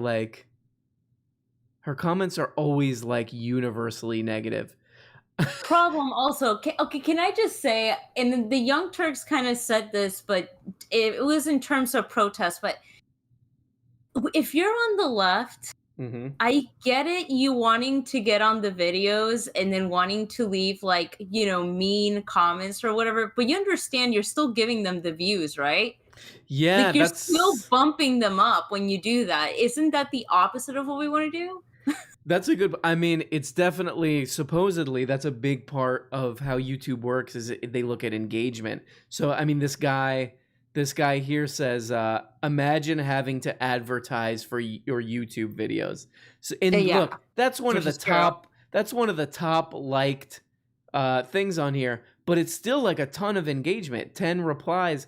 The YouTube algorithm, which is just like a dumb robot, is going to look at this and be like, "Wow, people are really chiming in and People discussing." love her, Yeah, people yes. love her, but who knows? But at the same time, it's like, can you really grow an audience of people who are just like don't like you and making fun of you? And it really, she's It's the still. same thing about the left, no? Because like for example, Hassan, right? Mhm. Like he has a lot of fans in his streams, but he also has people that just come in to troll him. Yet they're giving him a shit ton of views too, making him bigger. So I guess it's like it is kind of like the ecosystem of politics. Yeah, exact. Well, it's also like probably gives him a lot of content. Like he can like tell people to shut up, and it's like drama and stuff. He and just stuff tells like- him, "I fuck your mom." That's what he says, like a child. He Sometimes. says, fuck your mother. I like this. I like this. Zizek does say that kind of stuff a lot. Yes, fuck your mother. That's like his. That's his like. If you want to be friends with someone, like you're not true friends until you're saying stuff like that to each other. Can I ask Zizek a question? Is he still here? Yes, Chippy, what do you want to know this crap? What do you want, Chippy? Yesterday, I watched the film The Graduate, and I wanted to know what are your theories and philosophical thoughts on The Graduate? Is this the movie with the squad of people who have to go on suicide mission? Sure, yes. No, I think he's got it mixed up. The Graduate, this is Hoffman. This is Dustin Dustin Hoffman, he hooks up with the mom, with an older woman. I have to say this movie is a piece of crap because it does not have enough action, blowing up cars and helicopters flying around. And this is what I like from movies. Is guns and karate and to have Vin Diesel racing around in a car. I like this crap. But Zizek, don't you think it's anarchism for Dustin Hoffman to have sex with a rich older woman? I would like to do this myself, I claim. Come on, Zizek. What?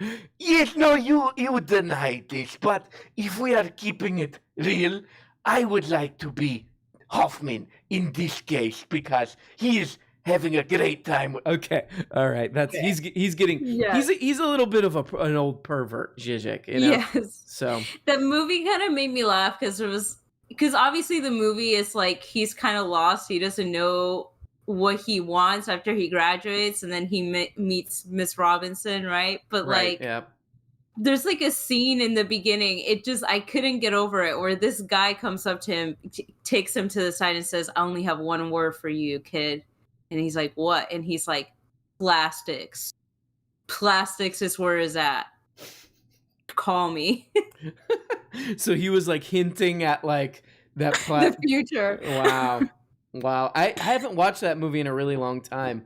But I never had, so I watched it yesterday. I was like, "What the hell? Why not?" Sounds and I also like you watched liked Casablanca. Yeah, no, I loved it. It was it's kind of slow, but I mean, it's to be expected of movies like that. But I was so impressed with like the transition shots. Like, think about it. For the movie I think that movie was like in the 70s, like maybe early 70s. It's pretty amazing how they filmed it in certain shots. It's pretty impressive. I was pretty impressed. Plus the music. Come on. And you said you watched Casablanca too. Yeah, I also like that movie. The only thing is, if I hear a man call a woman kid again, I will lose my mind. Here's the deal, kid. Wow, kid. Yeah, he's a little annoying, but Casablanca is the one with when you're slapped, you'll take it and like it. That's Casablanca? That's Casablanca, right? Yeah. Well, I think you do get a little bit of that vibe. I don't remember if he says that, but the movie. Here's the thing. This is something I realized about older movies, right? Mm-hmm. Like movies today, it's a lot of punching, right? Mm-hmm. But movies back in the days, it was just men in suits smacking each other, slapping each other, right? slapping each other. Okay, I was wrong. It's not. It's another Bogart movie. It's the Maltese Falcon, and he's yes, you're right. They're it's just guys in suits who talk really fast, slapping each other, and he slaps this poor little guy. Humphrey Bogart slaps this poor little guy, and he goes, "When you're slapped, you'll take it and like it." Yes, it's so good. But yeah, that's what those movies were. That's what those movies were. But it's so funny because you just hear like smack, and you're like, are you kidding me? Like somebody getting slapped? Somebody getting slapped again in like this thing? The Casablanca of modern day would just be like AKs, right? Like at that point, right? Because a slap back in the day is like what Vin Diesel, slamming a car into freaking a helicopter. The Rock. Yeah, that's the slap of modern day. So I can only imagine what Casablanca today would be. Yeah, that's what they had to work with at that time. And also, he can't say kid nowadays because it's demeaning to women. So what would he say? What would he say? What if Vin Diesel just started? He's like, "Well, kid, let's get in this car and let's scram." Kid. Like they're like, "Why, Vin Diesel? Why are you talking like some '50s detective? What's wrong with you? Stop it." I think the version of kid today would be females. People say females now. That's the word they say. Female. Which is so stupid. It's that like, is okay. really, yeah, it sounds like you're describing an animal or something. Oh, that's a female of the species. Well, I'm gonna get out of here because there's some people in the green room. But thank you for God. Whatever. Bye, Chippy. Talk to you later. Bye. Bye. Story of my life. She's like, I'm losing interest. I watched speaking of The Graduate, I watched two kind of older movies over the weekend. I don't know why. I think they were just on Amazon Prime for free. I watched Major League, which is one of my favorite sports movies. It's got there's a lot of parts where you're just like, what? Like half that movie could have been cut out, I feel like. But I still like it because of the announcer guy is like drinking the whole time. I don't know why I enjoy that. But there's a lot of like the comedy in that era was just like, look, different cultures are funny. There's that. And then there's the whole moral of Major League is the main character, the kind of washed up pitcher. Oh no, the washed up catcher is he's just like harassing his ex-girlfriend into dating him again when she's like already getting married. And like, and the moral is that works. If there's a woman who doesn't want to see you anymore, just keep bothering her until she says yes. That's kind of the moral of Major League. And then, and I watched Fast Times at Richmond High too, which definitely that movie would not fly today. I like that movie because it's just like, it's like a guy wrote a book about his experience in high school and then they just put it on screen. But I feel like there is some bullshit in that movie because there's that part where, Spicoli wrecks. For some reason, Spicoli, this guy. Yeah, dude. Wow, bro. That guy. For some reason, he's driving around in the like star football player's car. He's just like in his Trans Am or whatever, and he wrecks it. And then they take the wrecked car and they blame it on the opposing football team. They blame it on the opposing football team, and then that makes that star, that star like defenseman play better. Like Cameron Crowe made that shit up. That is bullshit, and it brings everything else into question in that goddamn movie.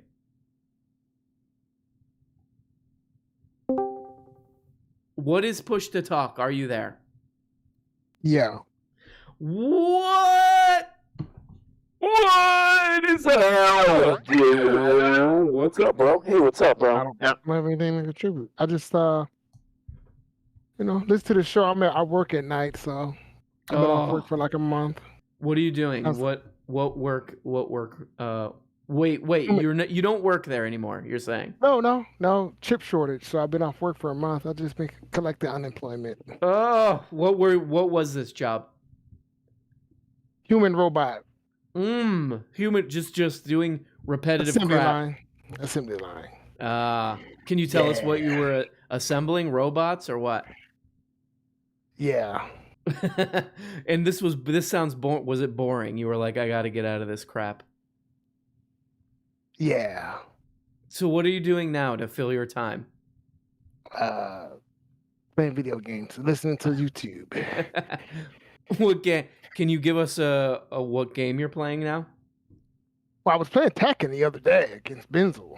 Oh God! So this is what you guys do in the green room. Instead of listening to the show or anything, you just kicking and punching each other in Tekken. Well, I was beating him to try to get in the high console, so I lost. So now it's like gambling. It's a gambling kind of. I like this. No, I made that up. We should have like you get different like status if you win in Tekken. It's like blood sport or something. Yeah. I didn't have much to say. I only called in or all right. chirped in just to say you do a good job listening to those videos because I can't stand watching those videos. I only watch those videos through you because I don't want to give them views. They're pretty stupid, right? They're terrible. A lot of sort of goofballs just trying to cash in on getting paid on dimwits. I don't know. I've been thinking about it. Maybe I just need to sacrifice all my morals and beliefs to just Just do it for 6 months. I'll just do it for a while. You know what? That would be a good arc. Like you do all this sort of like right-wing crap, and then you're like, man, I now see the error in my ways, and now I'm like off of that crap. That might be interesting. And then you still have all the money, you know? Yep. All right. We'll push to talk. Thank you so much. Talk to you later. Bye-bye. Gotta love it. Gotta love it. Well, I have this interview with this this is a real interview. This is not one of these allegedly fake interviews with this guy, Kaveh Zahidi. He's a great director. Maybe we'll take a few more. We'll take a few more of these Discords, and then do it. Rick, this is Nixon. Are you there, you piece of crap, you? Flavoy, you fucking... Oh, sorry. You bastard. What's up, my bro? You're my friend. Yes, this is true. Where were you last week? Oh, I did not show up. I went to 6th Street. Yes. And you weren't there at all. I called you. Yes. I used the pager because you're just an old man who still keeps a pager around, and I had to go buy one. I have beeper, yes. I called your burner phones that I knew weren't burnt yet. Yes. Well, you went down there. We were supposed to bro out down there. But you went to 6th. You hang out. You got drunk, my friend. Well, I had to because I was like, I'm down here. Might as well, get on some of those annoying, like, vlogger YouTubers that ask stupid questions, just because you weren't there. We were supposed to do that together or something. You know how you go to 6th Street on the weekday. You go on a Tuesday. There will be guys out front of these bars.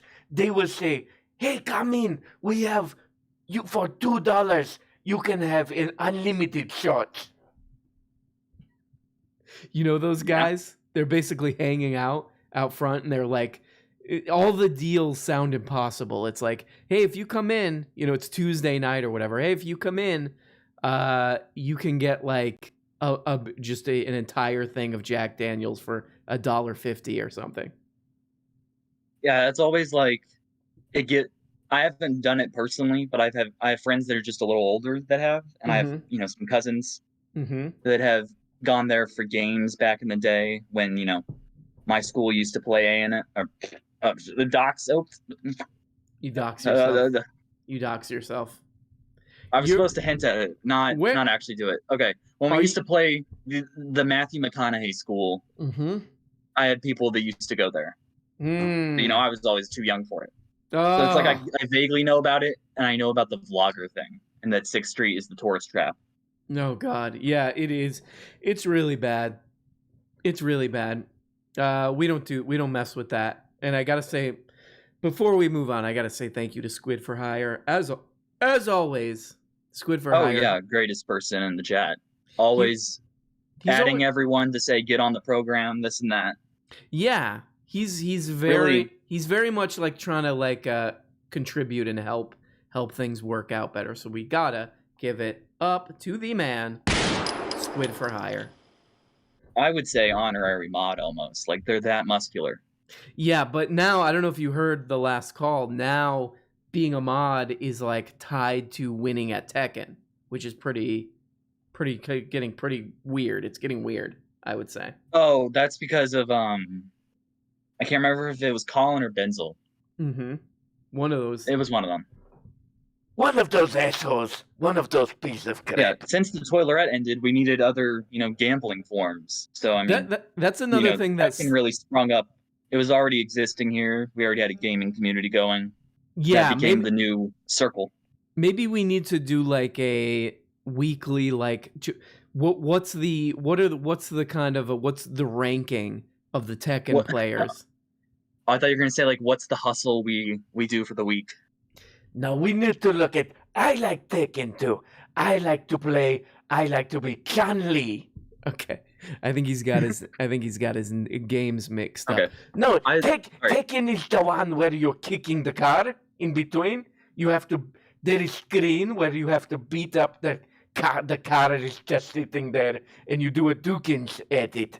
I'm pretty sure you're thinking of Street Fighter. Okay, he just wandered off. There we go.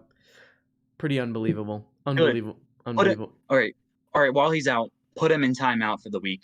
Get Greg in here. I know Greg's busy ruining the state for everyone, but get Greg in here more because we had too much Slavoy for someone who miffed me. This isn't a, you know, Slavoy's taking up too much airtime. I just personally am mad at him right now. He's a real piece of crap, that guy, sometimes. He's a real jerk. Well, guys, hold on. So I did want to, you know, like, the thing is that the kind of the problem I have with YouTube is that it really like favors a certain kind of content, you know what I mean? And a lot of, I feel like that leaves a lot of very interesting and great people sort of out of it. So I wanted to help. I mean, I'm just like on my own interested in this guy, and I wanted to help boost his fundraising for his project. So I wanted to show you this. I might have showed you this, but one of my favorite YouTube things is Kaveh Zahedi's show about the show. Thank you. We'll just play a little bit of it here. Bye, Kaveh. Bye, Kaveh. Goodbye. Maybe close that door also, Peter? Yes.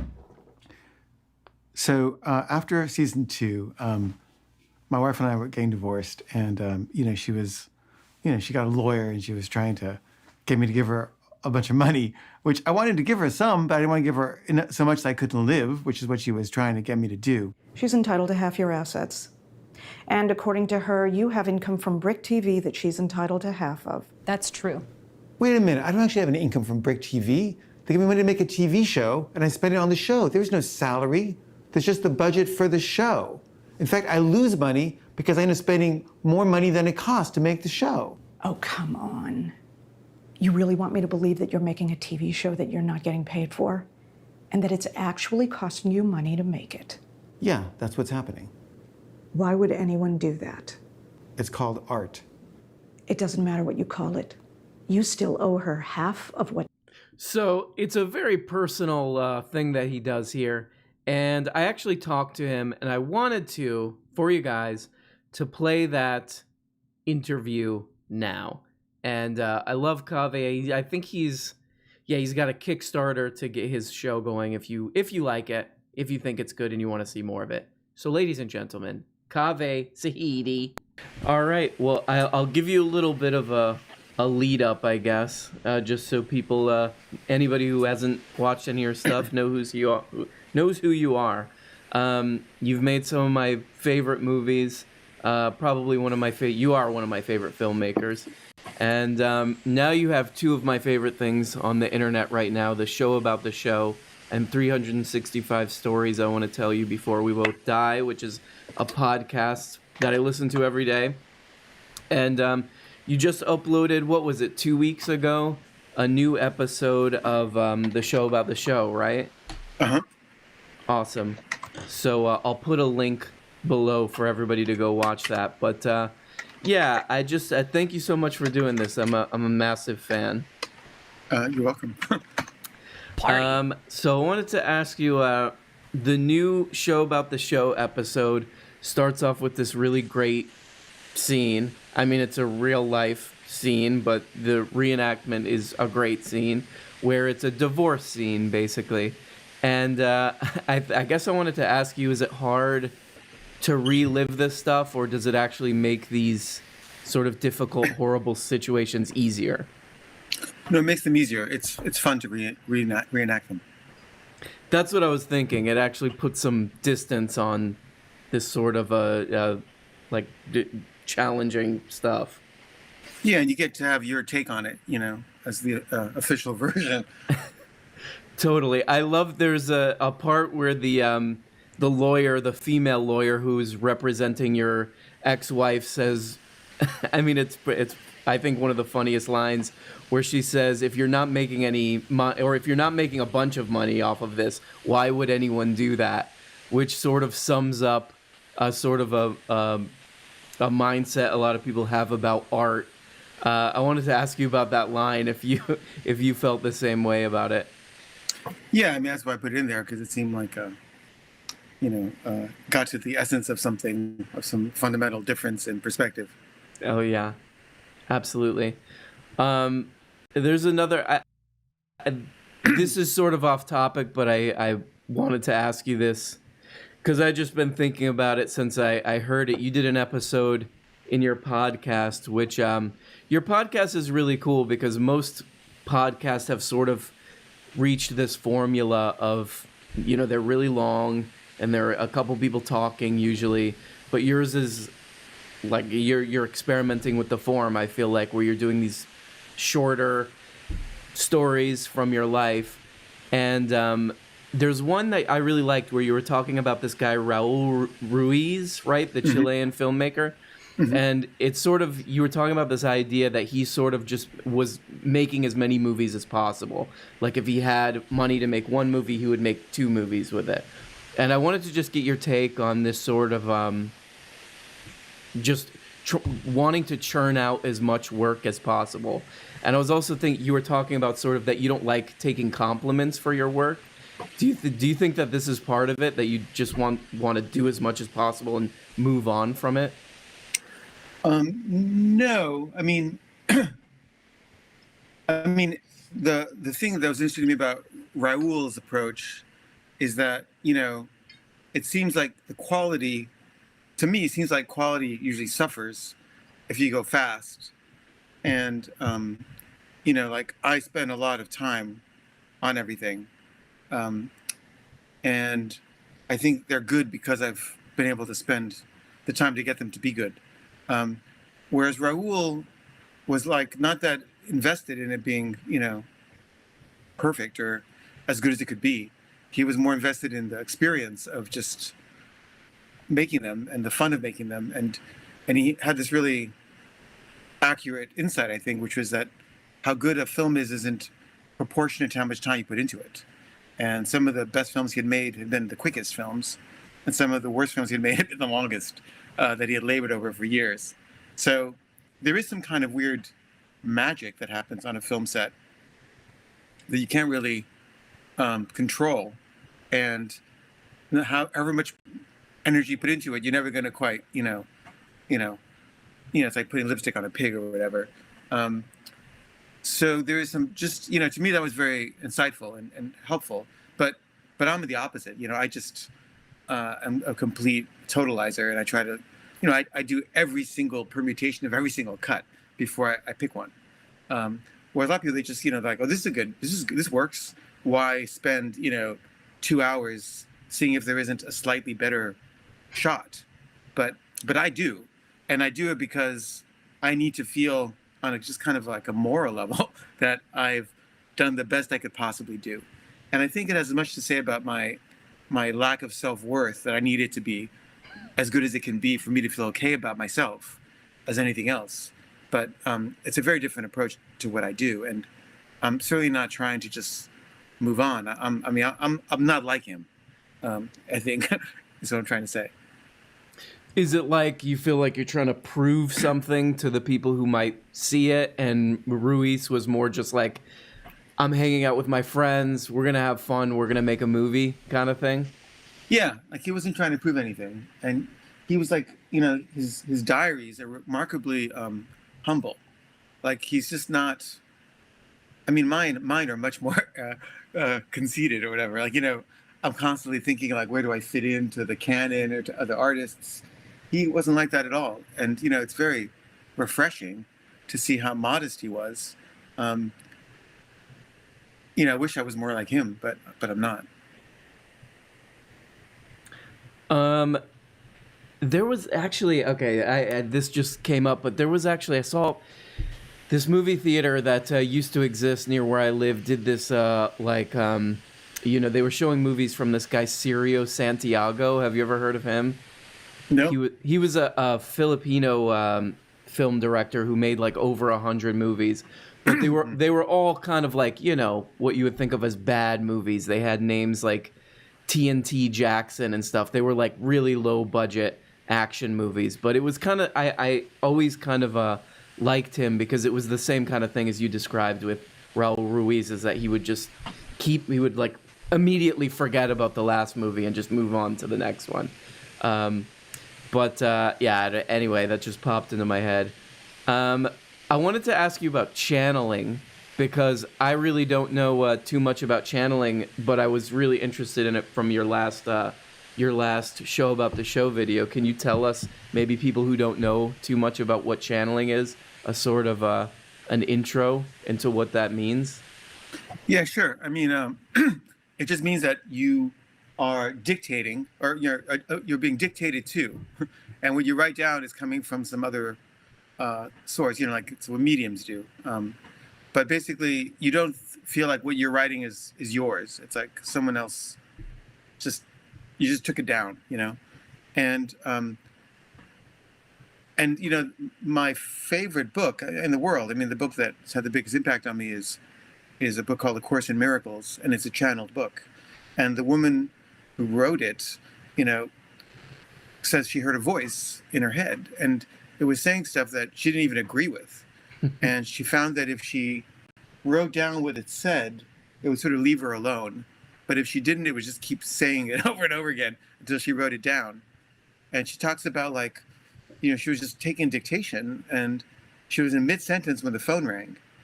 And she picked up the phone, had like a half-hour conversation with a friend, completely forgot about the voice and where she was, and then the voice resumed like a mid-sentence, like just the very next word in the sentence. Oh my God! Wow.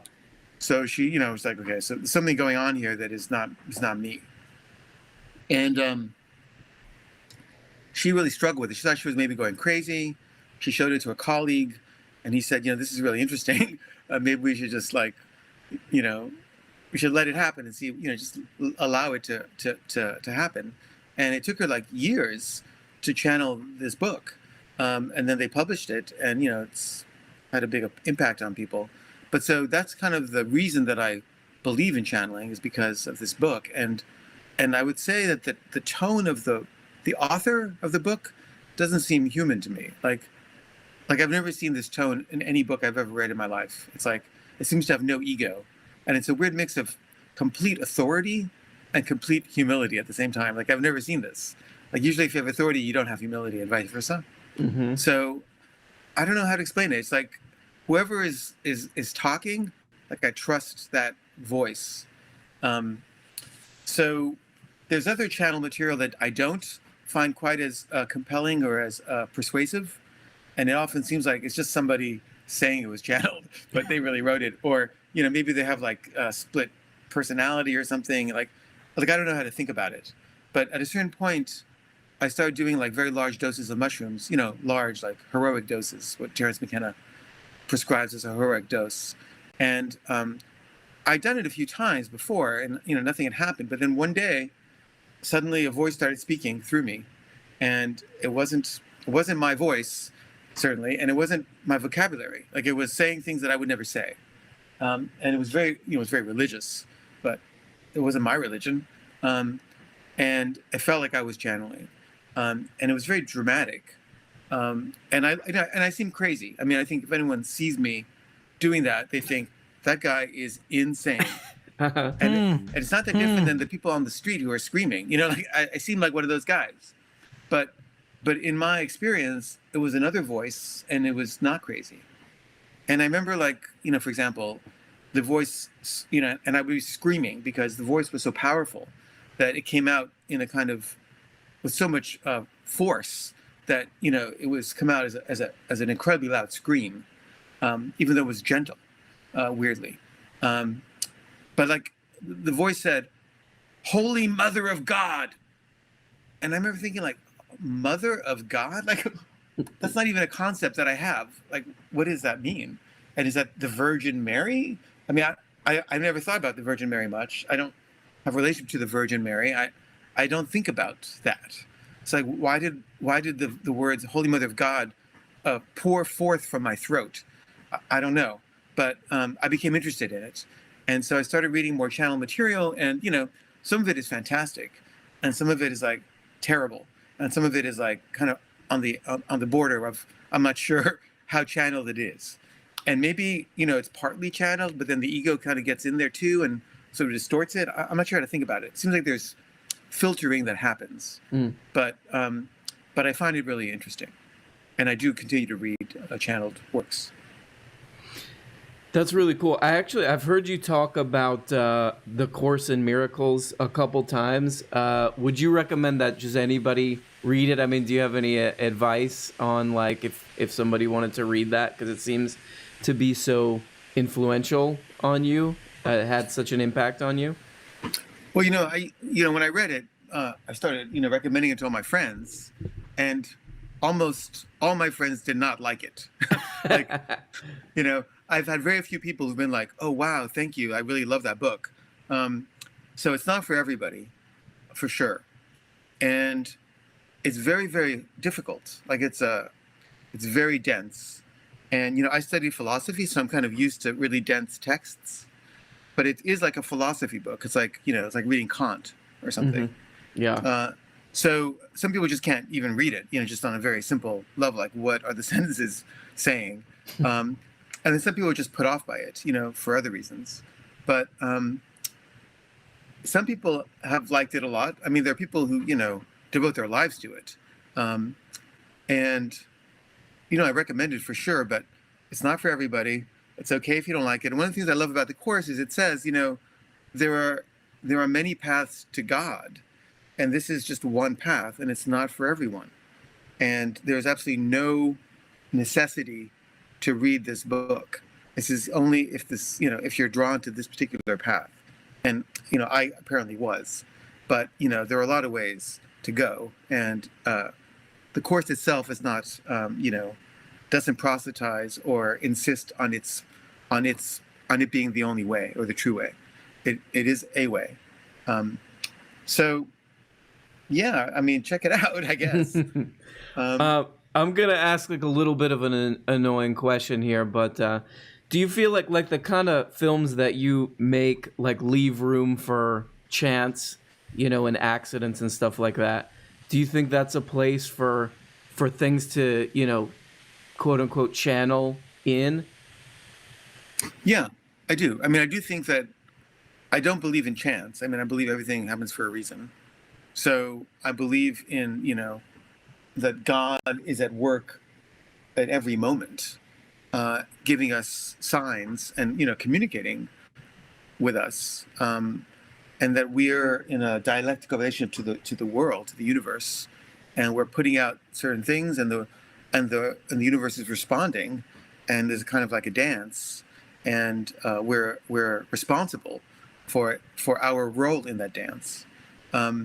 So yeah, I believe in randomness. I believe randomness is divine, and I do try to leave a lot of room in my films for randomness.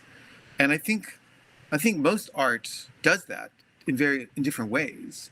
And I think the best films, well, I think you could describe different works of art by the different ways that they do that. Like the places where you allow randomness, for example, or places where you don't. And I do allow a lot of it, but only in certain places. And, other places I don't. Like I'm very, very controlling in the editing phase, for example, where some people are, I guess they might be fairly random in the editing, but I am very random in the what to call it, in what I let into the frame, I guess. Where a lot of people have a very clear preconceived notion of what should be allowed into the frame, and they reject these things that I think are actually often the best things. So I do I have certain tricks in my toolkit, and I think maybe my main trick is to take something that seems like a bad thing and make it a good thing. Like that's it's just a strategy that I employ a lot. And often when I'm mad about something I did, or I don't like something came out, I try to think of how can I turn this into a positive instead of a negative. And so my whole filmmaking really is that taken to this, applied in various ways.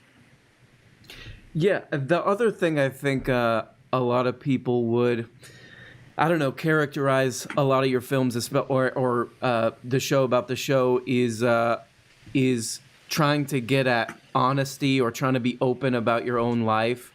I would describe it as honesty. I wanted to ask you, like most people's lives, I feel like, and you might not agree with this, but most people's lives are characterized, I think, most of the time by dishonesty.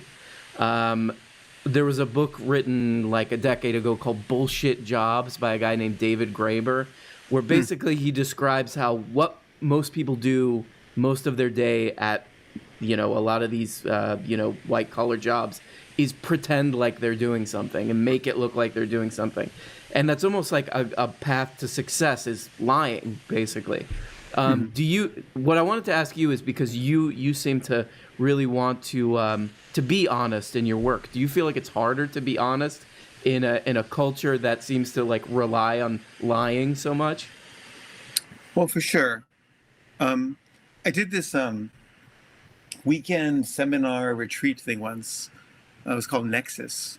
And, you pay money and you go and they try to help you, with your life, I guess. But they were very into honesty and kind of like, brutal, radical honesty.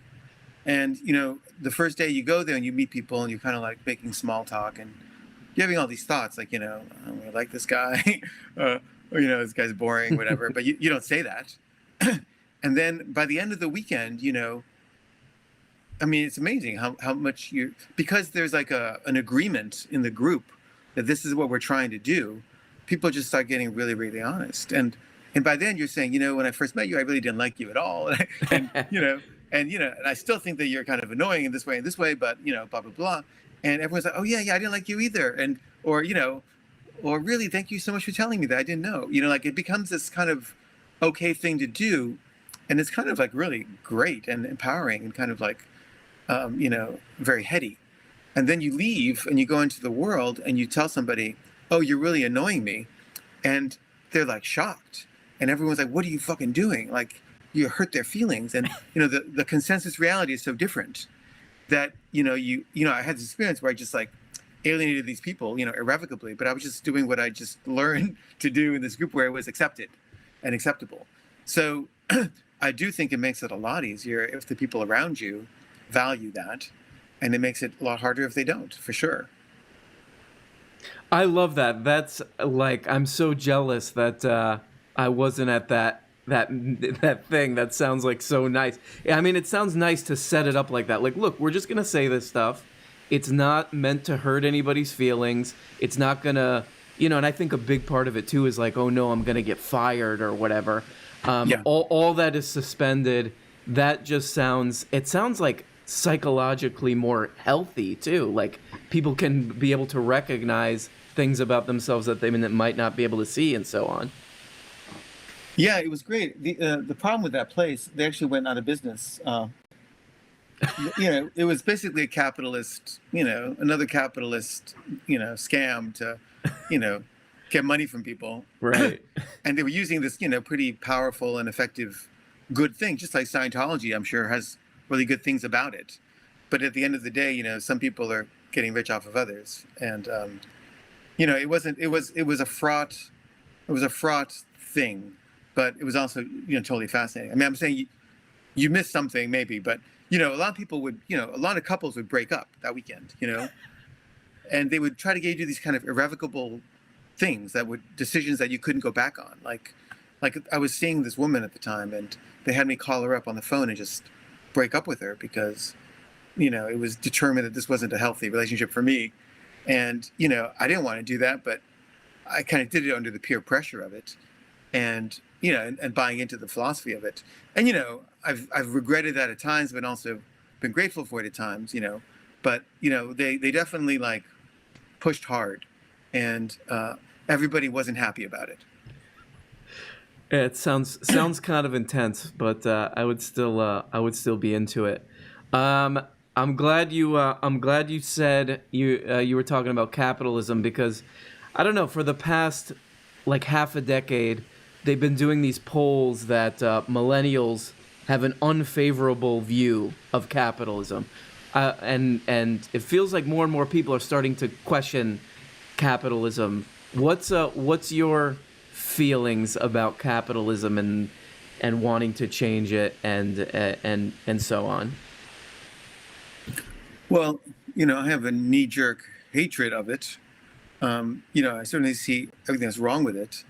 When I was younger, it seemed like communism was the alternative. And I had this experience where I went to Czechoslovakia before it was, when it was still communist, to work at a work camp, just to help communism. And I had a horrible experience. I hated it. And I saw what was wrong with that system very up close. So it kind of didn't make me like capitalism, but it made me not like communism either. At least as was practiced there. And I don't know, I think it's definitely terrible. I think the solution is probably neither capitalism nor communism, but some kind of other thing, which I think is spirituality. I mean, the problem with capitalism is it has no spirituality. It has no moral center. It has no morality at all. It's just, maximizing profit is the ethic of capitalism. And that's not human. It's not pro-human. It's not pro-life. It's not any of that. It's just, and it doesn't lead to happiness for anyone, not even the rich. So, for me, the spiritual realm is the place that can possibly provide an answer or an alternative. And I don't know what the alternative is, but I do think that that's the question that should be asked is not how do I maximize profit with the absurd assumption that the more money I have, the happier I'll be, but rather, what does my soul wanting and needing at this moment, and how do you let your heart or soul or your being guide you in your quest for self-realization, whatever that might look like. And that's not a capitalist question, but it's also not a communist question. It's not about social justice or equality or wealth. It's just about what's true and right for you and doesn't impose anything on anyone else or judge anyone else. So I don't know. I think not being judgmental, this is a course thing, this isn't just me, is like a key. And I think the anti-capitalist discourse can be very judgmental and, polarizing. And I think that is part of the problem. So I don't know. I think there is some other thing that hasn't been found yet that we all need to find. And I think it starts with oneself and in one's immediate moment. Yeah, I think you're right. Also, a lot of nuance gets lost in sort of like online arguments and stuff. If anybody kind of tries to bring up a more nuanced argument or thought like you just did, it's like people might I don't know, think that somebody's not on board or whatever. But you're looking for solutions, I think. This is an off-topic question, but I wanted to ask you. I love your podcast, and one of the stories that stuck out to me, another story that stuck out to me was the Lena Dunham story, because I think a lot of I don't know what it is, but a lot of people seem to have this knee-jerk hate of Lena Dunham that I never totally understood. What I kind of understood, I mean, this is not you saying this is me saying this, but it made me like her a little bit less, your story, because it's sort of, she was your favorite, you were her favorite filmmaker, and then she sort of hit it big, and it seems like she sort of forgot about you. Like, that's my opinion, that, my opinion of her lowered a little bit, I guess you could say. But I guess the question I wanted to ask you, is that something that you see a lot, like this sort of, I don't know, what I would call like careerism of people sort of forgetting why they started the thing in the first place? Yeah, I do see a lot. It's not just Lena. That story was about Lena, but I've had that same experience with, a dozen people. And No. I mean, I'm not judgmental about Lena at all. I mean, I actually like Lena a lot. And I think she's doing something really good, or at least has been trying to do something really good. And she's been taking a lot of shit for it. And, I think it's really hard to be that famous and to get that much aggression, really, or just attention, they're kind of linked. Rilke said once that fame is the public demolition of someone in the process of becoming.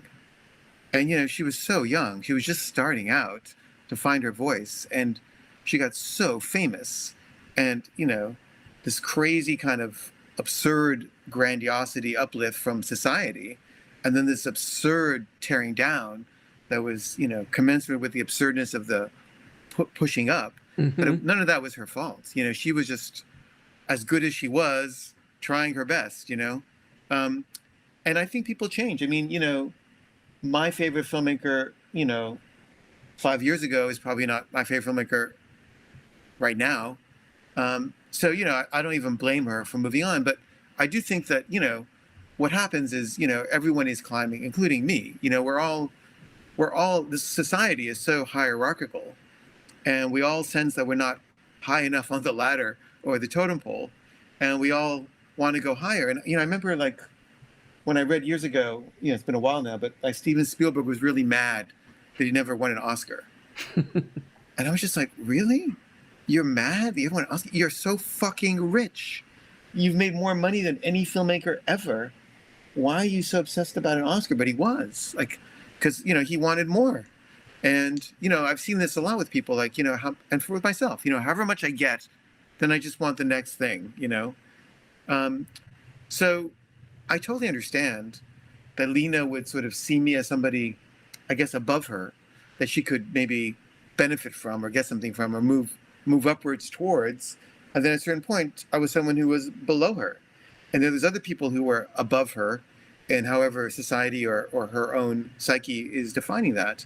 And to be more invested and drawn into what, they can offer her than to what I can offer her, which is, nothing. So at one point, I'm offering her something, at one point I'm not. And then I'm just saying, hey, could you help me out? And she's like, I'm really sorry. I'm trying to get someone else to help me out. And, not literally, she didn't say this to me, but I'm just saying it's that kind of a situation. And, there are all these really, really, really famous, important, impressive people that are emailing her saying, hey, Lena, do you want to come to my party Saturday? And and if I email her and say, "Hey, Lena, do you want to do this thing Saturday?" It's not going to like register very high for her because she's got all these other, better invitations. And the fact that she liked my work, whatever, I'm sure she likes their work too. So, or even if she doesn't like their work that much, there's something that they can offer her that I can't. An entree into a certain milieu, or, I don't know, more Twitter followers, So, if I wasn't the same way, I might be more judgmental, but I totally see this in myself. And, your podcast, it has whatever number of listeners it has, right? And, you asked me if I want to be on it, and I said, sure, because I'm trying to get the word out on the Kickstarter, and, I'm trying to get the word out on the show. But, it's quite conceivable that if I got incredibly famous and you said, "Hey, Kav, you want to be on the show again?" I wouldn't say yes, or I wouldn't even answer you, because I'm trying to get on that other show, I'm trying to get on the Tonight Show or whatever. And, I can't blame her. I think it's just really a human thing. And it's too bad that our society turns us all into status-seeking social climbers, but it does. And it's true. And I think if we're in denial about that and pretend that we're not doing that, that seems dishonest to me. I mean, maybe some people aren't doing that, but I'm doing that. Well, guys, I'm gonna cut. There's more. I think there's that's maybe about like 3/4 of the interview there. So I'll maybe upload it separately, because some of you are gonna like Kaveh, some of you ain't. I mean, he's a polarizing character, and oh my God, there's an Amber Alert. Yeah, Kyle Hopper loves him. Kyle Hopper went to his thing. Let's take a few more. Let's take a few last minute Discords. Hello. Wait, hold on, Donovan, before I talk to you. And yes, if you guys do like him, and if you watch his show, donate to his Kickstarter, he's doing this all on his own. Thank you very much. And remember that you get that. Donovan, what the hell is up with you, my friend? What's going on? I was perusing Spotify, and I happened to find an RM Brown Spotify playlist that somebody made. What are they playing on there? There's a lot on here. There's two editions of "How Can You Mend a Broken Heart" by Al Green. We got "Hotline Bling" by Drake. Oh. I think that's you love Drake, right? You know what? I got no problem with Drake. I mean, it's a little weird to go from You're the biggest Drake fan. It's weird to go from Al Green to Drake, but okay. Drake. What's on here? Anything interesting? Howl's Moving Castle theme. Is this for real? There's really This is real. Oh my God. Sonata number 14 by Ludwig van Beethoven. So it sounds like somebody just randomly threw a bunch of crap up there. Well, guys, look. Usually we wrap it up around 2 hours. I'm glad we could plug somebody cool stuff. And I will see you guys. Good to catch up with all you guys, and I will see you